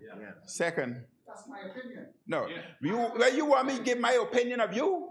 There's certain things I wouldn't say. So take back dictator, all right? So don't go down that road. Do not go down that road. Mr. Deputy, expunge that word. And two. The Prime Minister is chairman of cabinet. Cabinet makes decision, and the Prime Minister is the spokesperson. The Prime Minister is the spokesperson. In such a case, that was all I represented. I was the spokesperson after the health professionals presented their case and requested or advised what needed to be done. I was nothing more than the chairman of cabinet and the spokesperson of cabinet, as his Prime Minister is. Thank you, honorable member. Being an honorable person, I've listened to the former Prime Minister, and I decided, in my opinion, to remove the word dictatorship. But I'll say a one-man band. A one-man band. No, man, let me finish, man. Let me finish. Recognizes the honorable member for Killarney. Please don't let my clock go. Turn on my clock. Of each and every one of you. But those opinions stay here. Do not ask me to put it there. Thank you, honorable member. I can't even say a one-man band. But the law indicated that the Prime Minister was the competent authority. He was the sole, that's what the law said, that you brought into play. Okay. The second thing I wanted to say, that's what I'm saying. Marco City was there, East Grand Bahama was there, Central Grand Bahama was there, and didn't have a voice, including St. Barnabas. St. Anne's, you wasn't there, so I can't put you in the mix. I am glad you found your voices. And sometimes being kicked out of office teach us to find our voices. Absolutely. That's why I was in there. That's why you over there now. Exactly. Thank you, Mr. Deputy Speaker, for another opportunity to stand to my feet and to give an account to this honorable House about what we've been doing at the Ministry of Health and Wellness over the last 8 months. The money spent and the revenue collected in the first half of 2022-2023 budget cycle. But before getting into the meat of my presentation, with your leave, I would like to once again thank the great people of Tall Pines for this wonderful opportunity to serve and to assure them that I will remain committed to good representation. Over the last 17 months, I believe as their MP, I've done a relatively good job in keeping my constituency clean. finding employment for hundreds of constituents, helping many of them who were in need. And in the second half of this budget cycle, with the support of my colleague from West End and Bimini, I intend to put in place an urban renewal center in my constituency to expand services for the young and the elderly. Mr. Deputy, I'm proud of our Prime Minister. Yes, yes. I'm telling you, man, I've seen him in action internationally, and he makes me proud. I want to say that again. I'm proud of our Prime Minister, and I'm proud of the team from the Ministry of Finance for the excellent work they're doing in managing our local economy and restoring investor confidence across the country. It is truly a breath of fresh air to hear positive feedback from the business community about our investment policies. Give it up for our Minister of Investment. And I'm truly privileged to be a part of this progressive administration who not only listens to positive feedback, but implement positive feedback from our private sector. Mr. Deputy, despite the noise in the market coming from that side, the truth of the matter is, one, tourism numbers are breaking records. Many long-standing industrial agreements have been signed by this administration, and more are on the way. The national minimum wage is higher at $260, and our Minister of Immigration and Labor said yesterday that we are working towards a livable wage. As promised, value-added tax was decreased from 12% to 10%, and as predicted by this side, revenue collection is up. Bahamians are back to work. Our social services systems is readily available, and the poor and the unemployed are being assisted. I could speak for what's happening in Tall Pines, my brother. Many people in my constituency are being helped on a daily basis. Our children are back in school, in the classroom. And even though our COVID-19 pandemic is still with us, my ministry is managing small clusters of infections that occurred from time to time in a very effective way. We are learning a lot about how to handle COVID-19, and our policies are effective. Mr. Deputy, our Prime Minister leads by example. The former Prime Minister spoke with big shot. Our Prime Minister is a humble soul from Cat Island, a barefoot boy who arrived from the bottom all the way to the top. And his compassion for the poor is demonstrating now and not promised in your next term in office. And less fortunate in our community are being assisted, and we are focusing on our key deliverables outlined in our blueprint for change. Under our Prime Minister leadership, we have done more in 17 months than the former administration has done in your entire term in office. Check the record. Let the record reflect it. Our deputy, Mr. Deputy, like other countries around the world, the Bahamas is currently facing a post-COVID-19 health crisis, and that is increased incidence of chronic non-communicable diseases, mainly with middle-aged and elderly Bahamians showing up at our accident emergency department needing in-hospital care. This increased demand in our hospital care is creating strains on our current budget, and it is proving to be difficult for us to deliver secondary and tertiary healthcare services because of the increased demand. Many of these unstable patients require hospitalization because of non-compliance with medication, diet, sometimes lack of primary healthcare follow-up, in many cases resulting in readmissions just weeks after being discharged. Mr. Deputy, this was becoming a vicious cycle because these chronic patients continue to occupy precious hospital beds, making it extremely difficult to admit surgical, medical, obstetric, and gynecological patients who in most cases have been on waiting lists for years to have life-saving, non-urgent surgical procedures completed. I am pleased to report we are working diligently to correct this problem at the primary healthcare level with aggressive patient education, structured community nursing programs, strong wellness programs to meet the patient needs in the community, as well as to use digital monitoring devices that would detect and red flag patients with uncontrolled diabetes, unstable congestive cardiac failure, renal impairment, and this would allow us to move swiftly to stabilize these patients at the primary healthcare level, preventing unnecessary hospitalization. Mr. Deputy, I remain thankful to Almighty God and to the Bahamian people for their patience and support as my ministry works swiftly to improve the physical environments at our hospitals, clinics, and continue our recruitment exercise for additional medical specialties.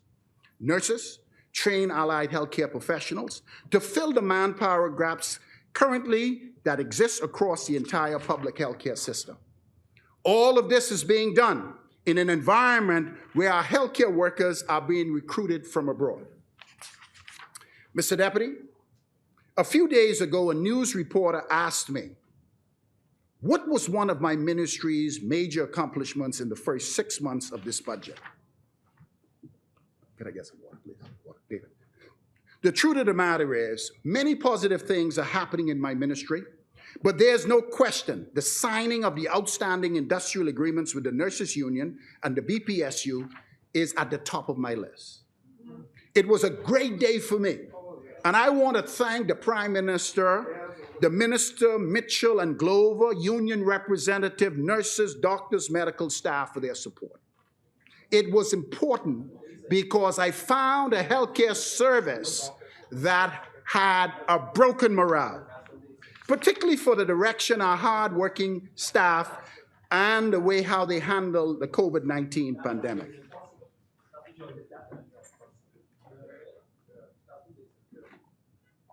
Mr. Deputy,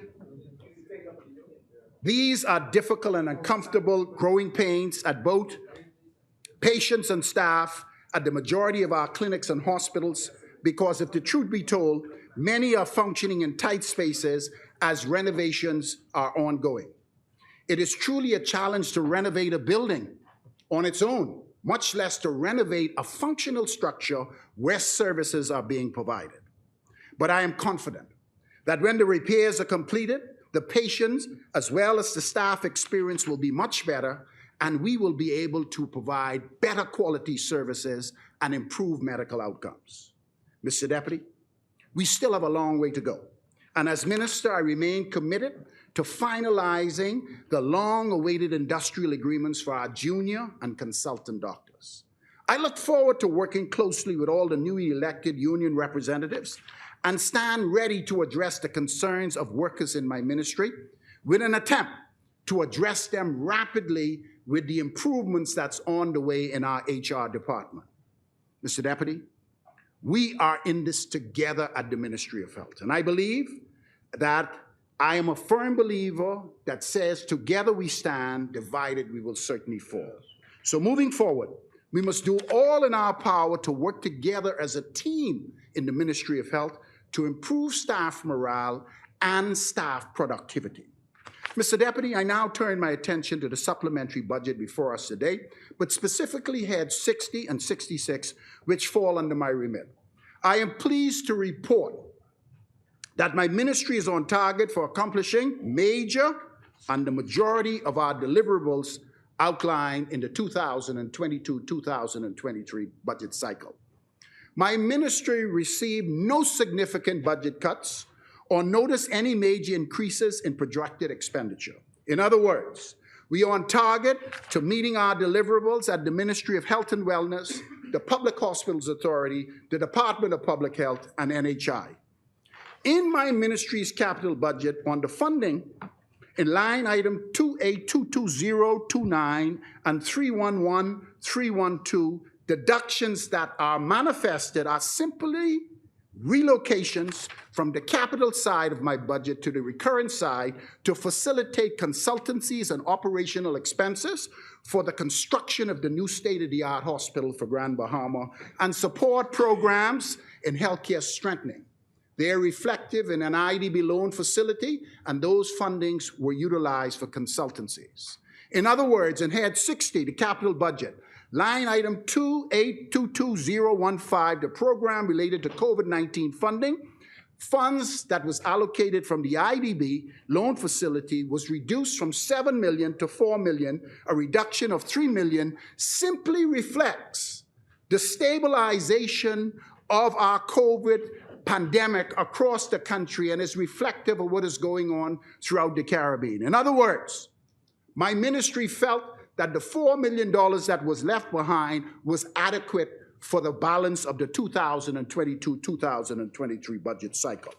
This was something that the member for East Grand Bahama brought to the attention of this House during his presentation and a while ago when he stood to his feet. I want to make it clear that the deduction that is seen from the IDB grant funding for COVID spending is adequate for our ministry to function effectively in handling the pandemic, which have died down tremendously, and we are only seeing clusters of infection. Mr. Deputy, I now turn my attention to manpower challenges I found in my ministry on coming to office. At that time, on coming to office and visited clinics across the country, it was evident that human resources component for healthcare was in a critical state. My ministry is moving to correct these deficiencies, and I am pleased to announce many of the 450 new healthcare professionals and support staff have now been trained and are currently being deployed throughout the public healthcare system, filling many of the gaps that existed when I came to office. I am proud to report that the additional approval of staff, that their training is almost completed and should be manifested completely in the budget cycle at the end of this cycle. With this increase in human resources, I'm excited to where our ministry is heading and our ability to deliver primary, secondary, and tertiary healthcare services across the country.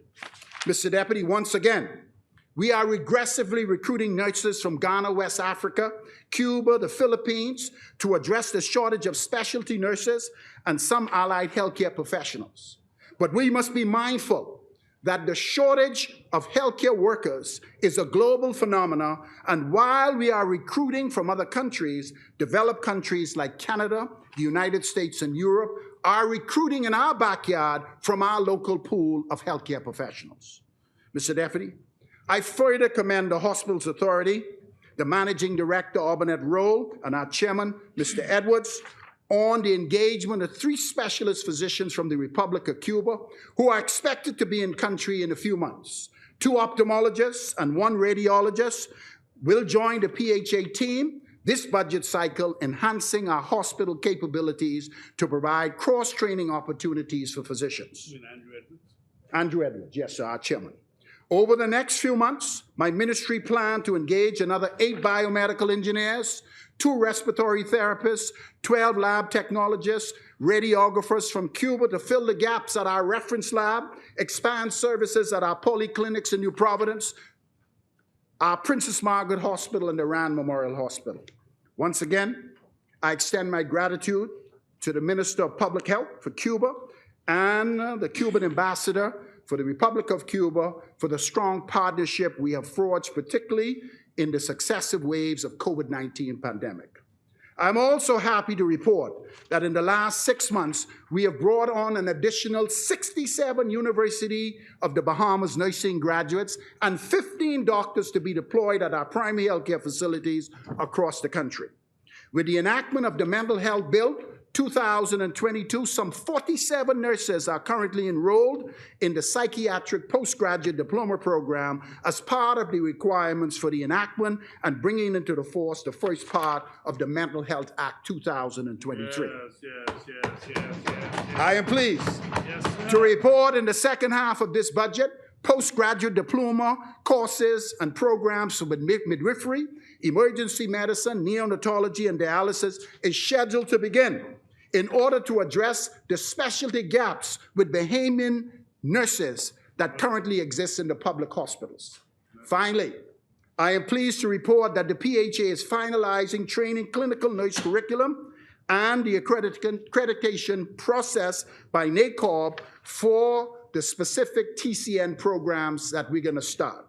As soon as that is completed, we will begin enrollment of 100 trained clinical nurse students each year for the next 3 years to complete the 18-month program scheduled to start in the second half of this budget cycle at the newly established PHA Academy right here in the capital.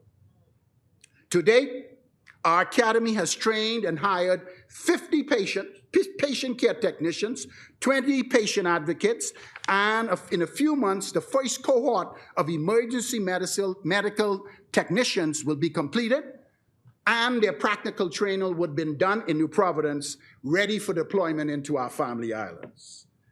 Mr. Deputy, we are going somewhere at the Ministry of Health and Wellness. Mr. Deputy, I now turn my attention to healthcare infrastructure upgrades in our family islands. During the 2021-2022 budget debate, I spoke specifically to the 2 IDB loan facilities available in my ministry. One in the fight against COVID-19 and the other for infrastructural, medical IT, emergency medical service upgrades at our clinics. Coupled with these loans, my ministry is negotiating additional bank funding to support the construction of the 2 state-of-the-art hospitals outlined in our Blueprint for Change. I am pleased to report, by way of the funding from the World Bank, the construction of the new state-of-the-art hospital for Grand Bahama is on target. Yes, sir. East Grand Bahama, Central Grand Bahama, and Marco City. The new hospital for Grand Bahama is on target. That the minister said was pie in the sky. Yeah. That's what they speak. My brother, the hospital for Grand Bahama that you indicated will never be built, will be built, and groundbreaking will happen in short order. Our architects, our health planners, engineers have completed the first phase of the design-build hospital, and requests for proposals will be going out this month as part of the tender process for the construction of the first phase of the $201 million new state-of-the-art hospital on a new greenfield site promised to the people of Grand Bahama by our former administration. I fell in a ditch, but God has given me a second chance. I am pleased to report that the first phase of the budget cycle for the feasibility study for the new specialty hospital and trauma center. Member for Killarney, I want you to hear this. The budget cycle for the feasibility study for the new specialty hospital and trauma center for New Providence was completed last year. And the Ministry of Finance is in discussion with an international bank interested in providing funding for that hospital. That's what I'm saying, but I want to make it clear. The hospital, the wing that you talk about, you did not have the financing secured to the extent that you want to make us believe. The funding was tied up with small and medium-sized loans that were pre-spent prior to it. We send the money back. It was sent back because we couldn't do nothing with it. We sent it back because you had it tied up with something else. You know what I'm talking about. You had it tied up with something else. If it was on its own, I would have gone with it. But you tied up half the money with something else. Mr. Deputy Speaker, I leave that like that. These loan facilities will certainly make way for the modernization of healthcare infrastructure and help to transform the delivery of quality tertiary healthcare services across the Bahamas as part of our mandate when we launched NHI, in our last term in office. And if you go to our Blueprint for Change, it is clearly written in the Blueprint for Change that this administration intends to move to the second phase of NHI, which is catastrophic health insurance, God willing, in this term in office. Mr. Deputy Speaker, I'm pleased to report that my ministry is working very closely with the newly appointed IDB Project Execution Unit, responsible for management of the IDB loans and the $5 million grant. And I'm pleased to say that they are making steady progress to put shovel in the ground for the construction of 8 new clinics, 1 mini hospital as promised for Eleuthera, across our family islands, and the long-awaited extensive renovation for 17 additional clinics across the archipelago. Yes. Member for Killarney, you had your opportunity. That's what I mean. No. Wait patiently. You had your opportunity. No problem. That's fine. You could bring out the red book. I'm ready for you. I'm ready to answer you. During our recent assessment of healthcare infrastructure throughout the Family Islands and looking at possible sustainable healthcare models that will be necessary to improve healthcare outcomes, we have determined that the current medical service system in the Family Islands need immediate upgrade in order to achieve better medical outcomes in level 1 and level 2 LFs across the country. Therefore, as part of component 3 of 1053 IDB loan facility, the project execution unit budget just under $1 million for the purchase of new ambulances to be deployed to major Family Island clinics.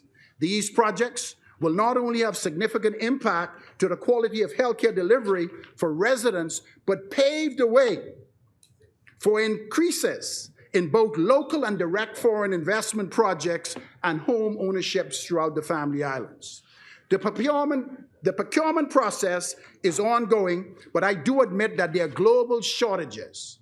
We're experiencing some challenges with global shortage in emergency medical equipment, trying to procure them from the United States and Canada. And in some instances, we were placed on a 2-year waiting list. These global shortages have forced our project executing unit to procure emergency medical equipment and ambulances from other countries that we usually don't look at, like Brazil and some parts of Asia. Mr. Deputy Speaker, after discussions with BTC, in the next half of our budget cycle, fiber optic connection will be installed at all major Family Island clinics, which is absolutely necessary to launch our telemedicine platform, our digital medical record platform, and other platforms to assist physicians and administrative staff across remote areas. Something the former Prime Minister spoke about for years, but failed to deliver a workable, functional product. But you had a chance to put it in place. You ain't doing nothing. You was here on your last term as Prime Minister. You had the capability to do it, but you didn't do it. As Minister, I'm excited about the direction the New Day administration is heading. And I look forward in updating this Parliament and the Bahamian people on our further progress during the 2023-2020 budget communication in a few months. You was in charge. You was in charge. You was the boss. And it was your responsibility to make sure the Indians perform.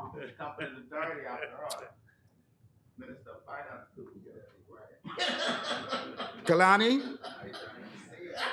the Deva Cooper-led administration will deliver what you couldn't deliver. Mr. Deputy, I now turn my attention to the Rand Memorial Hospital, the Princess Margaret Hospital, and the Sandilands Rehabilitation Center, and outlying clinics in Grand Bahama and Grand Cape. As we speak, Essential Grand Bahama, East Grand Bahama, and Marco City, as we speak, all major clinics on Grand Bahama and Grand Key are being renovated. Yeah. Major. They're not major where you're at, my brother. Well, no problem, you could go there, but they're not major, they're satellite clinics.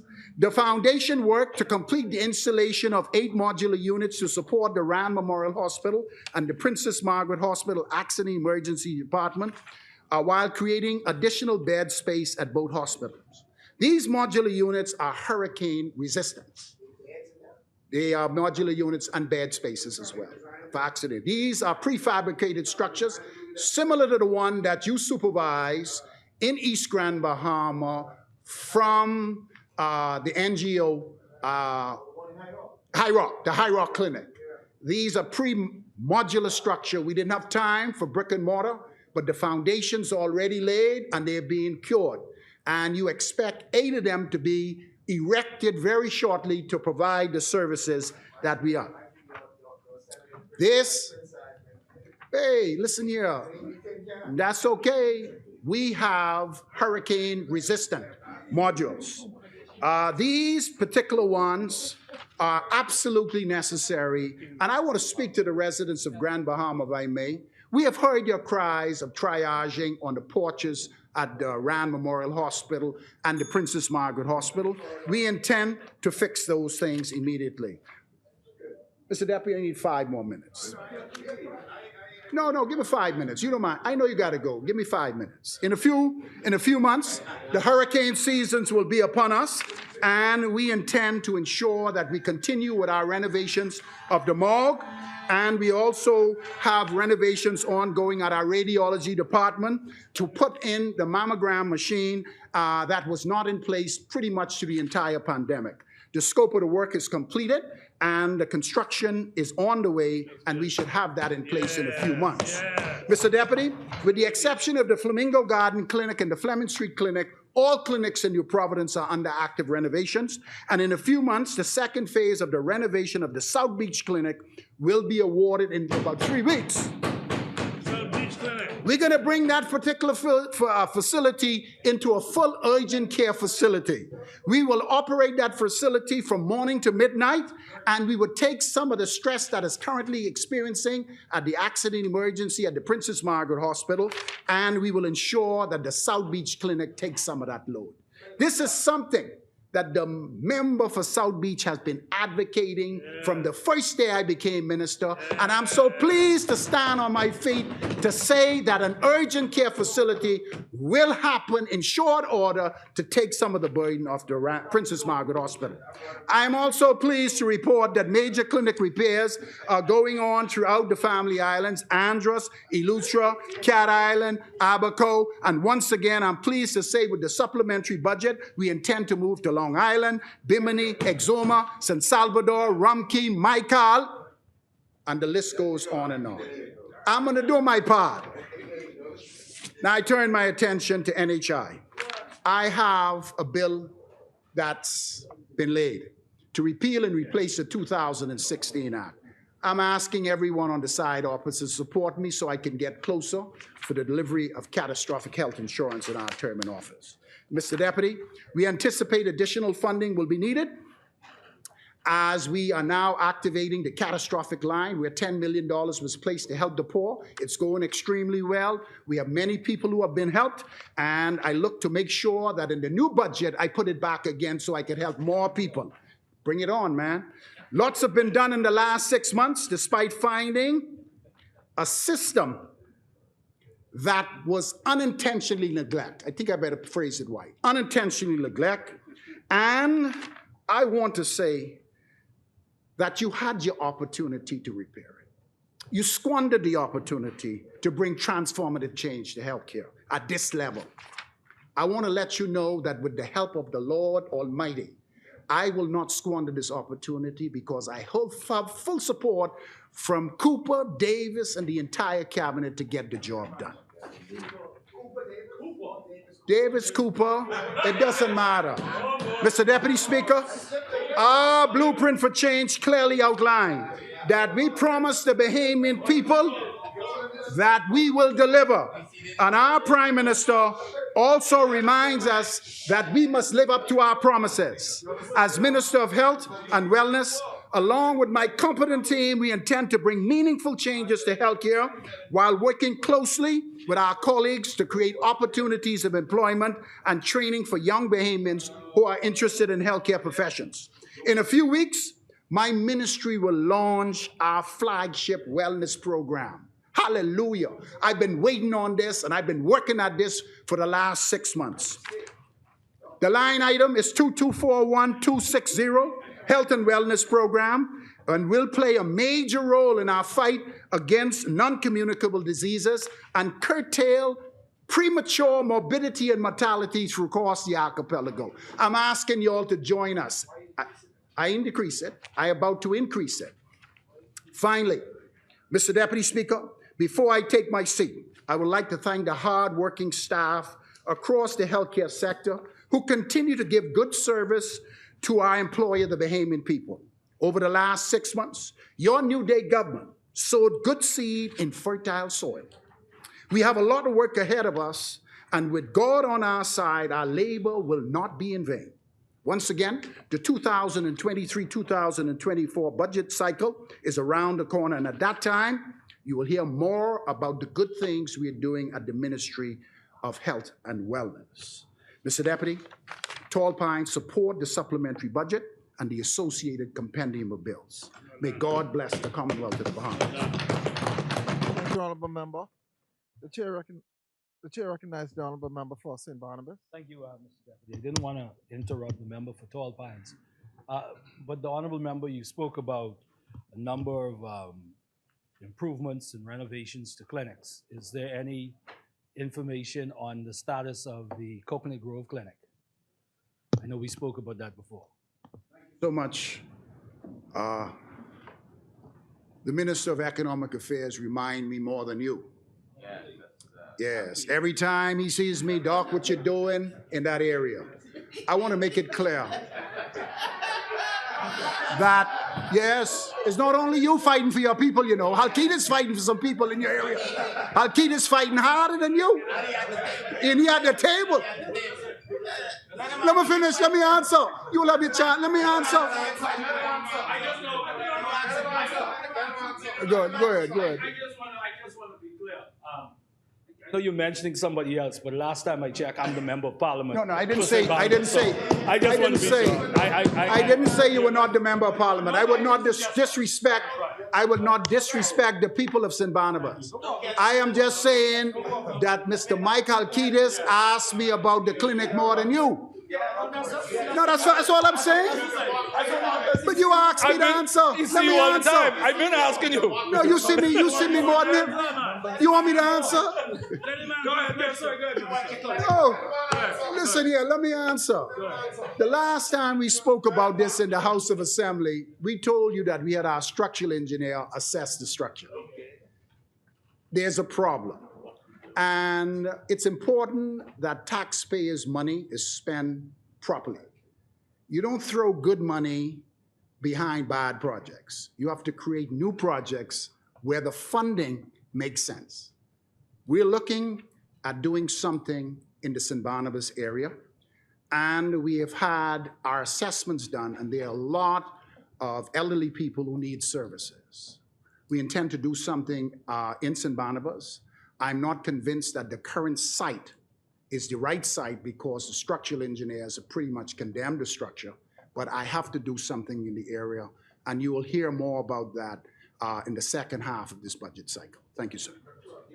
The chair recognizes the honorable member for St. Barnabas. Well, as you know, the clinic offered a lot of prenatal services. Is the intention of the government in whatever construction or new facility will offer those same services? Well,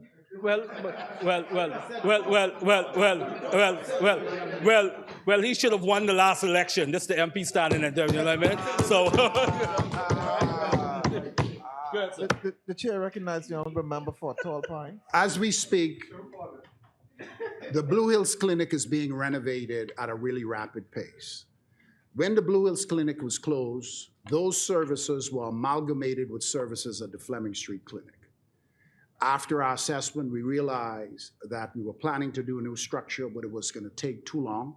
And so we're renovating the Blue Hills where the bulk of our pediatric and some of our antenatal services will go.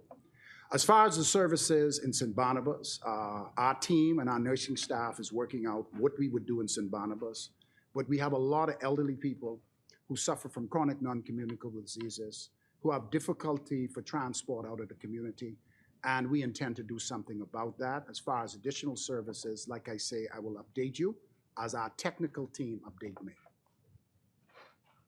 Thank you, honorable member. The chair recognizes the honorable member for East Grand Bahama.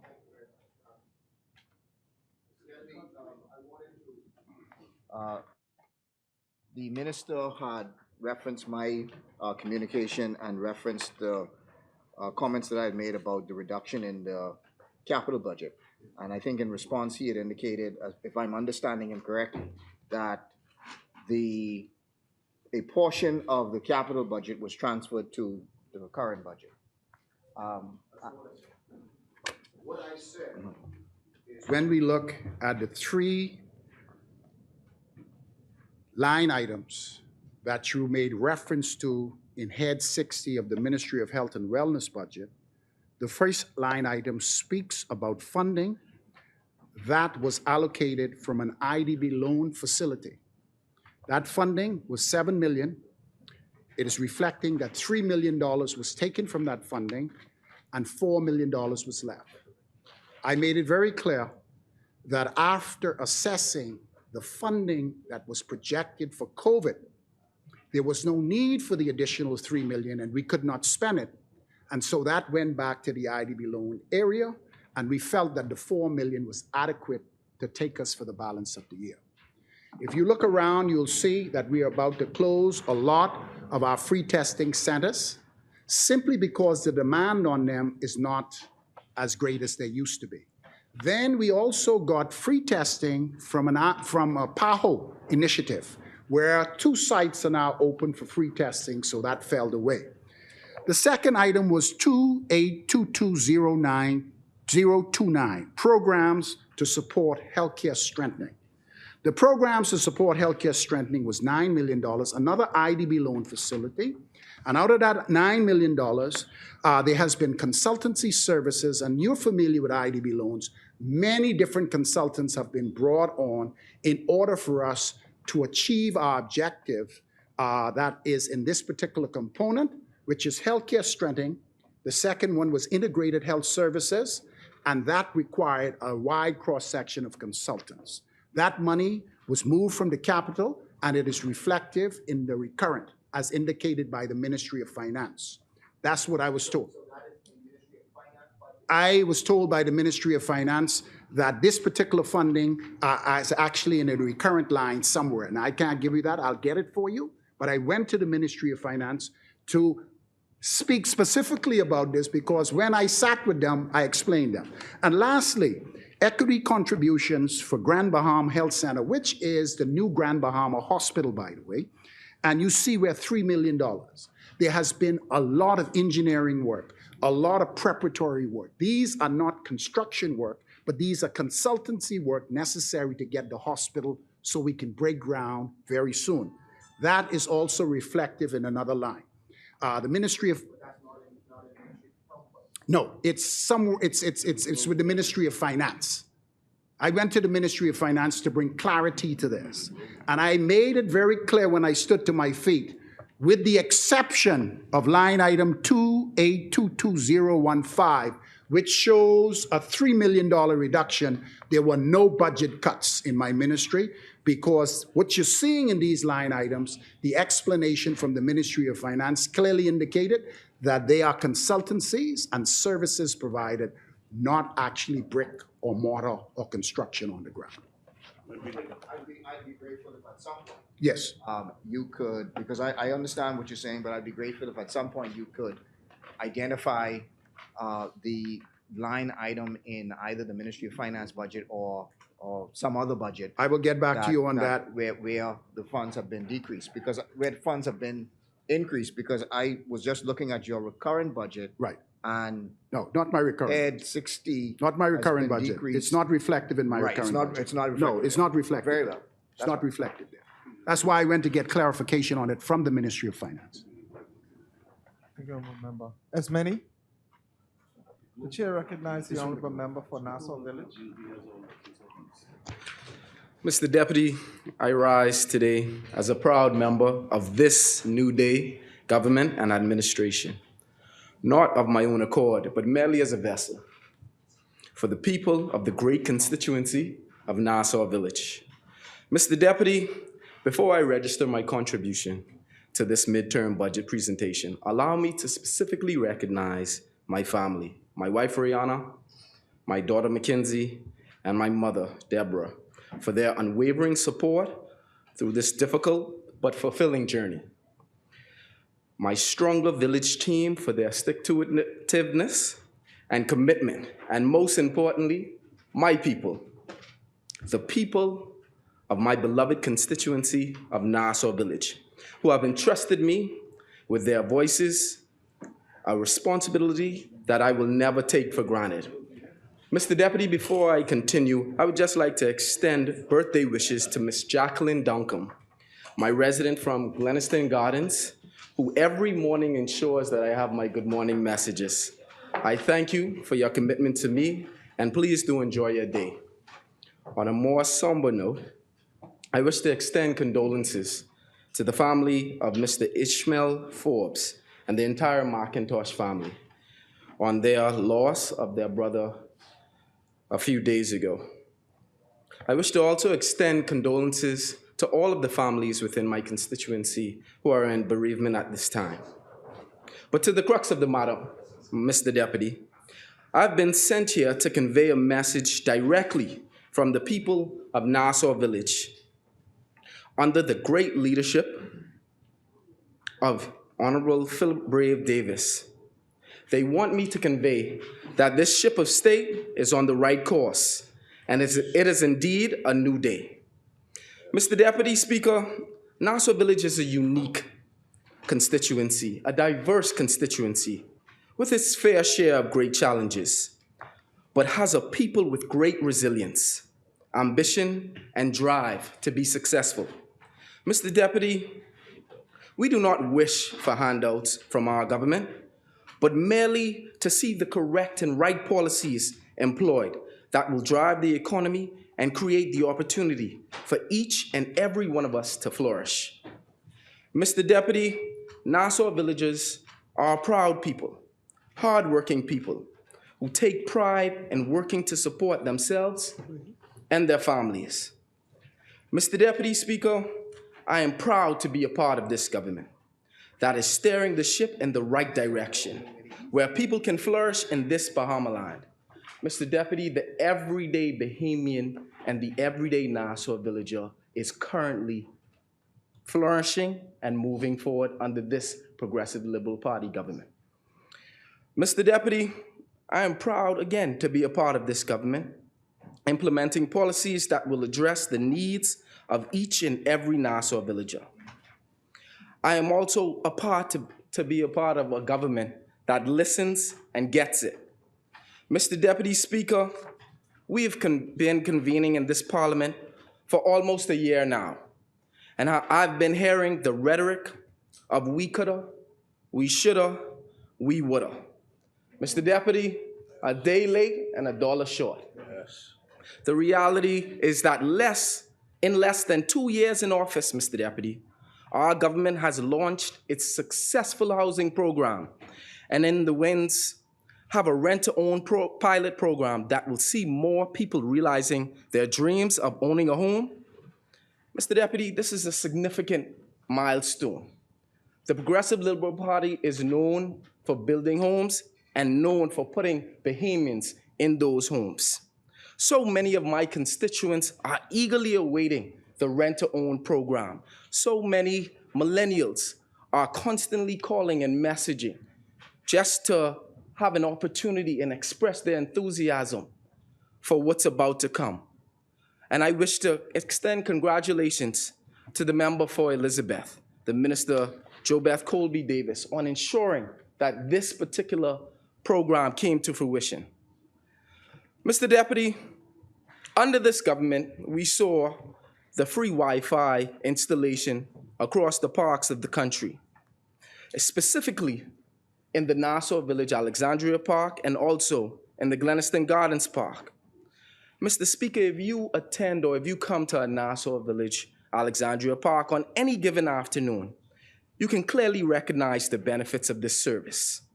Mr. Speaker, you will see students at varying levels completing assignments, conducting research, young professionals working on presentations for work, and even the more elderly, just leisurely expanding their knowledge through the World Wide Web. Mr. Deputy, I cannot speak for any other member in this honorable house, but I can surely attest in this honorable house today that the people of Nassau Village are truly thankful. In this regard, Mr. Deputy, I wish to also extend congratulations to the Member of Parliament for Baines and Grantstown in the Department of Information and Technology for ensuring that this initiative was also implemented. Mr. Deputy, I'm not sure if you're aware, but I'm a sports fanatic. I went to University of Maryland on a D1 athletics scholarship. And Mr. Deputy, I also played baseball with the late Mr. Woods at the same old Andre Rogers Stadium, the initial one. I wish to highlight the commitment of our government to ensuring that the Andre Rogers Stadium was completed and ensuring that the younger generations, the sports generations, those members of the economy, of the orange economy, had a facility that they could truly be proud of. Mr. Deputy Speaker, for a constituency like mine, the young people utilize sports as an avenue to develop themselves. And the reality is that through sports, a number of constituents and a number of young people will see themselves elevated out of poverty and elevated out of their circumstance. There are hardly any other ways to elevate out of poverty. Mr. Deputy Speaker, I reiterate once again, I am proud to be a part of this government, ensuring that these facilities and opportunities will see young people move forward and will see young people progress. Mr. Deputy, a few months back, we had the pleasure of having culture in the park. The constituency of Nassau Village was in the top 3 constituencies to have this initiative employed. It saw members of the constituency able to engage and bring out their wares, and a true sense of commerce actually actualized in my dear constituency. And for that, I wish to extend, again, gratitude to the member for Garden Hills, in his capacity as the Minister of Youth, Sports and Culture. Mr. Deputy, as we move on, I wish to highlight the fiscal side. Under this New Day administration, we see massive increases in tax revenue, with greater prudence in government spending and expenditure. We see a booming tourism industry. Mr. Deputy, last Friday, I had the pleasure of walking downtown Nassau, and as I walked, I could barely pass, shoulder to shoulder, Mr. Deputy. And all of my 34 years, approaching my 35th year on the 18th, right? I've never seen, and I never knew it was possible for downtown to hold so many people, Mr. Deputy. In excess of 28,000 visitors to the shore. A record-breaking initiative and truly unheard of, under the leadership of the member for the Exumas and Ragged Island and the Minister of Tourism and Aviation. We are creating waves, Mr. Deputy, and making history in the tourism sector.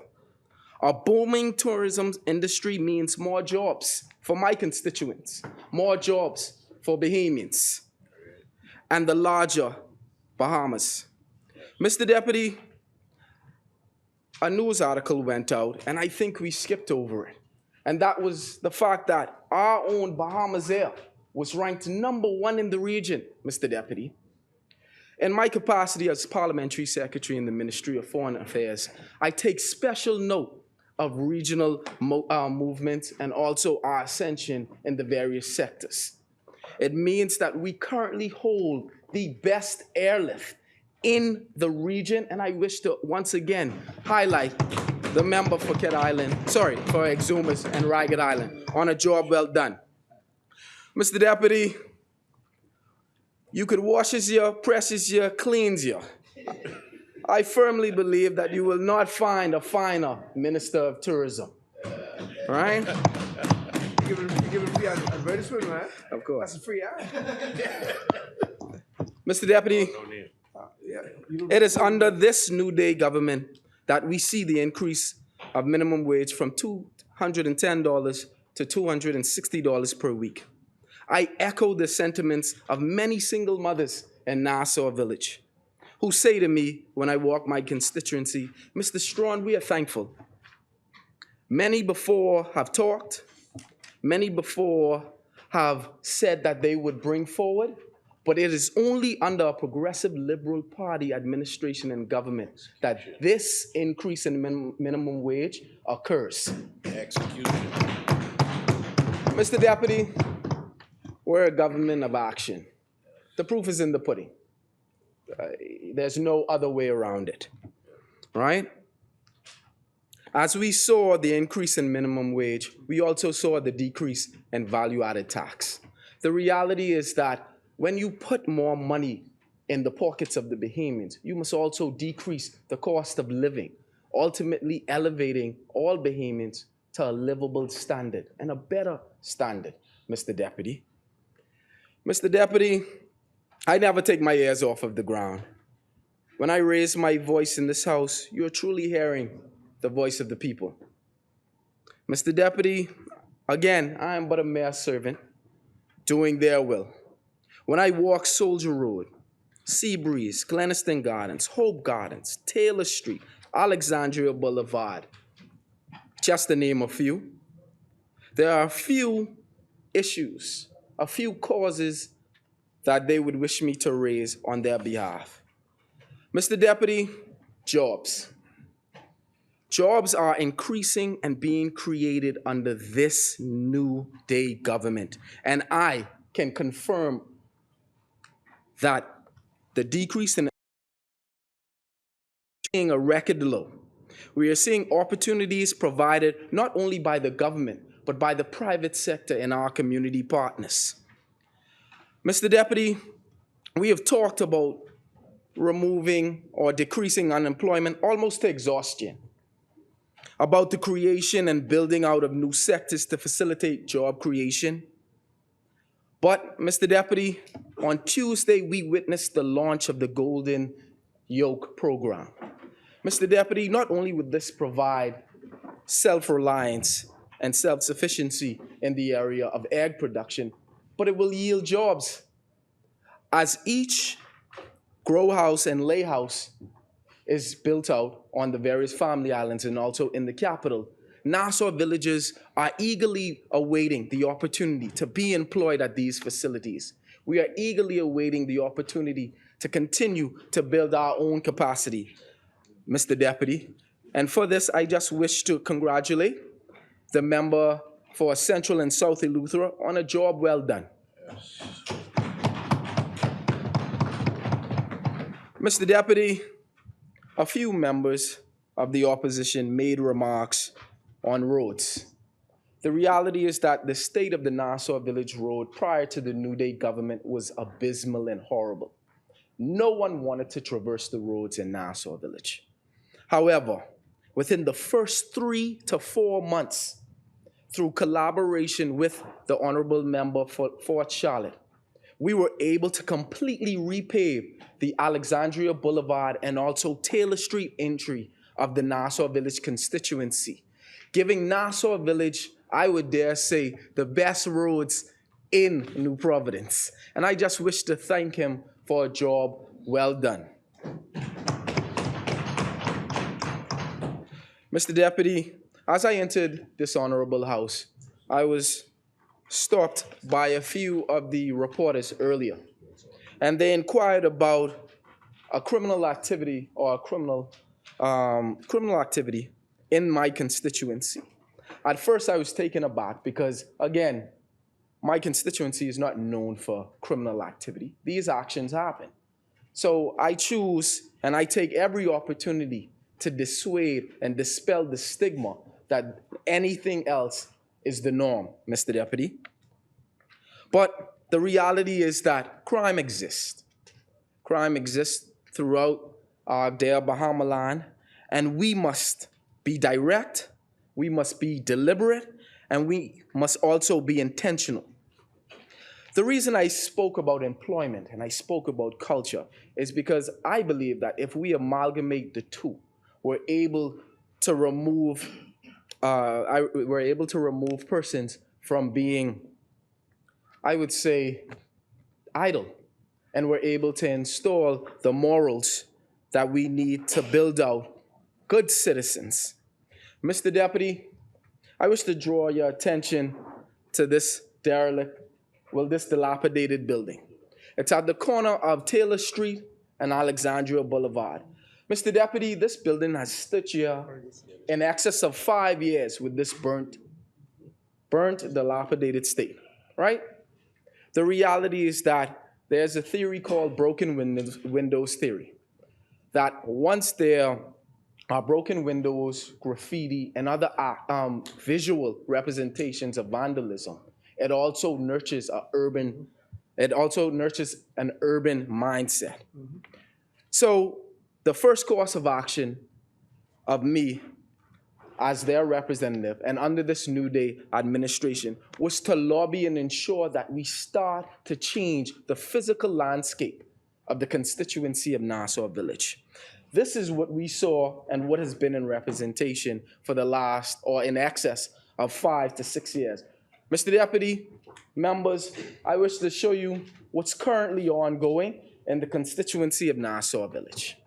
We see a complete gutting out of the building and a transformation of the actual physical landscape that is set to produce a community center.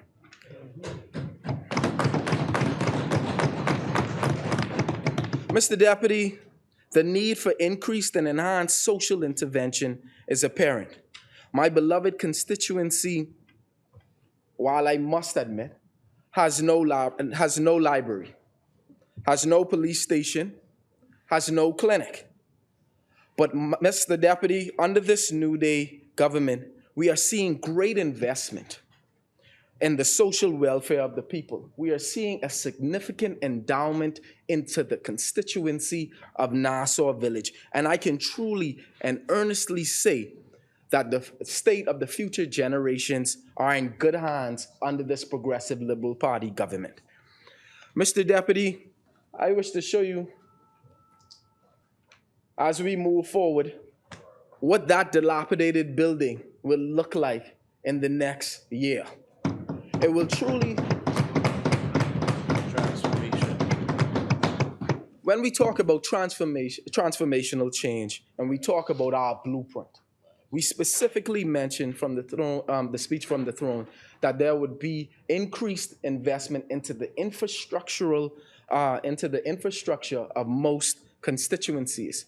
Mr. Deputy, it is expected that this multi-purpose center, and I use multi-purpose center because it will house the various departments that the constituents of Nassau Village require in order to develop and continue to thrive. Mr. Deputy, COVID-19 and the constant lockdowns brought about a number of hardships. During the F&M administration, the constituency of Nassau Village and the entire Bahamas saw astronomical rates of unemployment. I mean, unemployment and sorrow that had never been seen before. But out of misery was birthed a resilient Nassau Village, one ready and willing to rise to the occasion economically. Mr. Deputy, small home businesses started to pop up throughout the constituency. And only under this New Day government, a significant amount, a substantial amount of funding was provided to grow these enterprises.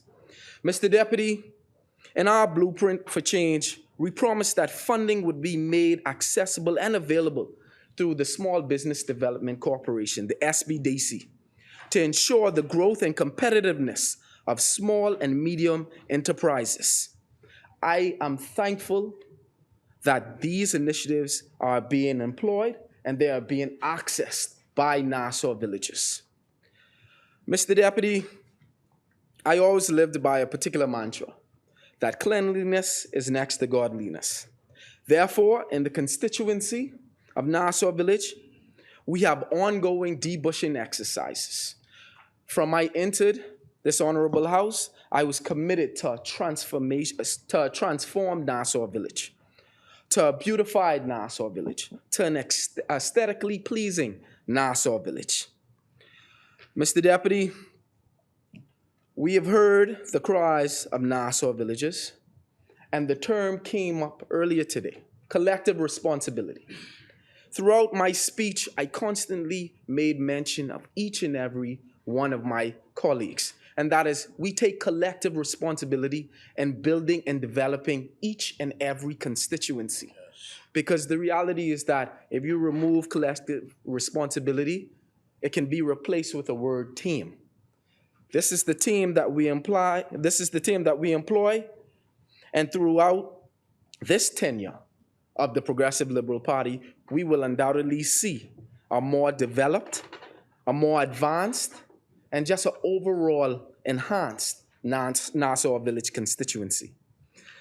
Mr. Deputy Speaker, as I conclude, I submit that mere popularity is not enough. Good governance is pro-people. Good governance is proactive, and good governance is putting people at the center of the development process. And this New Day government is doing just that. Mr. Deputy, on behalf of the good and resilient people, my people of the Nassau Village constituency, I support this midterm budget.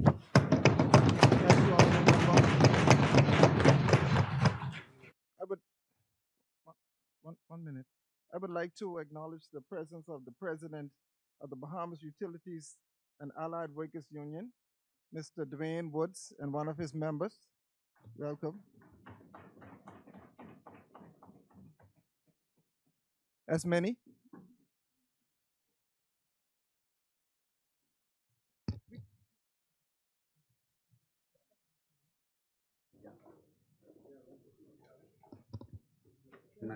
Just recognize. The chair recognizes the honorable member for Long Island. Mr. Deputy, this would be an appropriate time for us to take the lunch break. So I now move for suspension until 3 o'clock this afternoon. Is there a seconder? Second.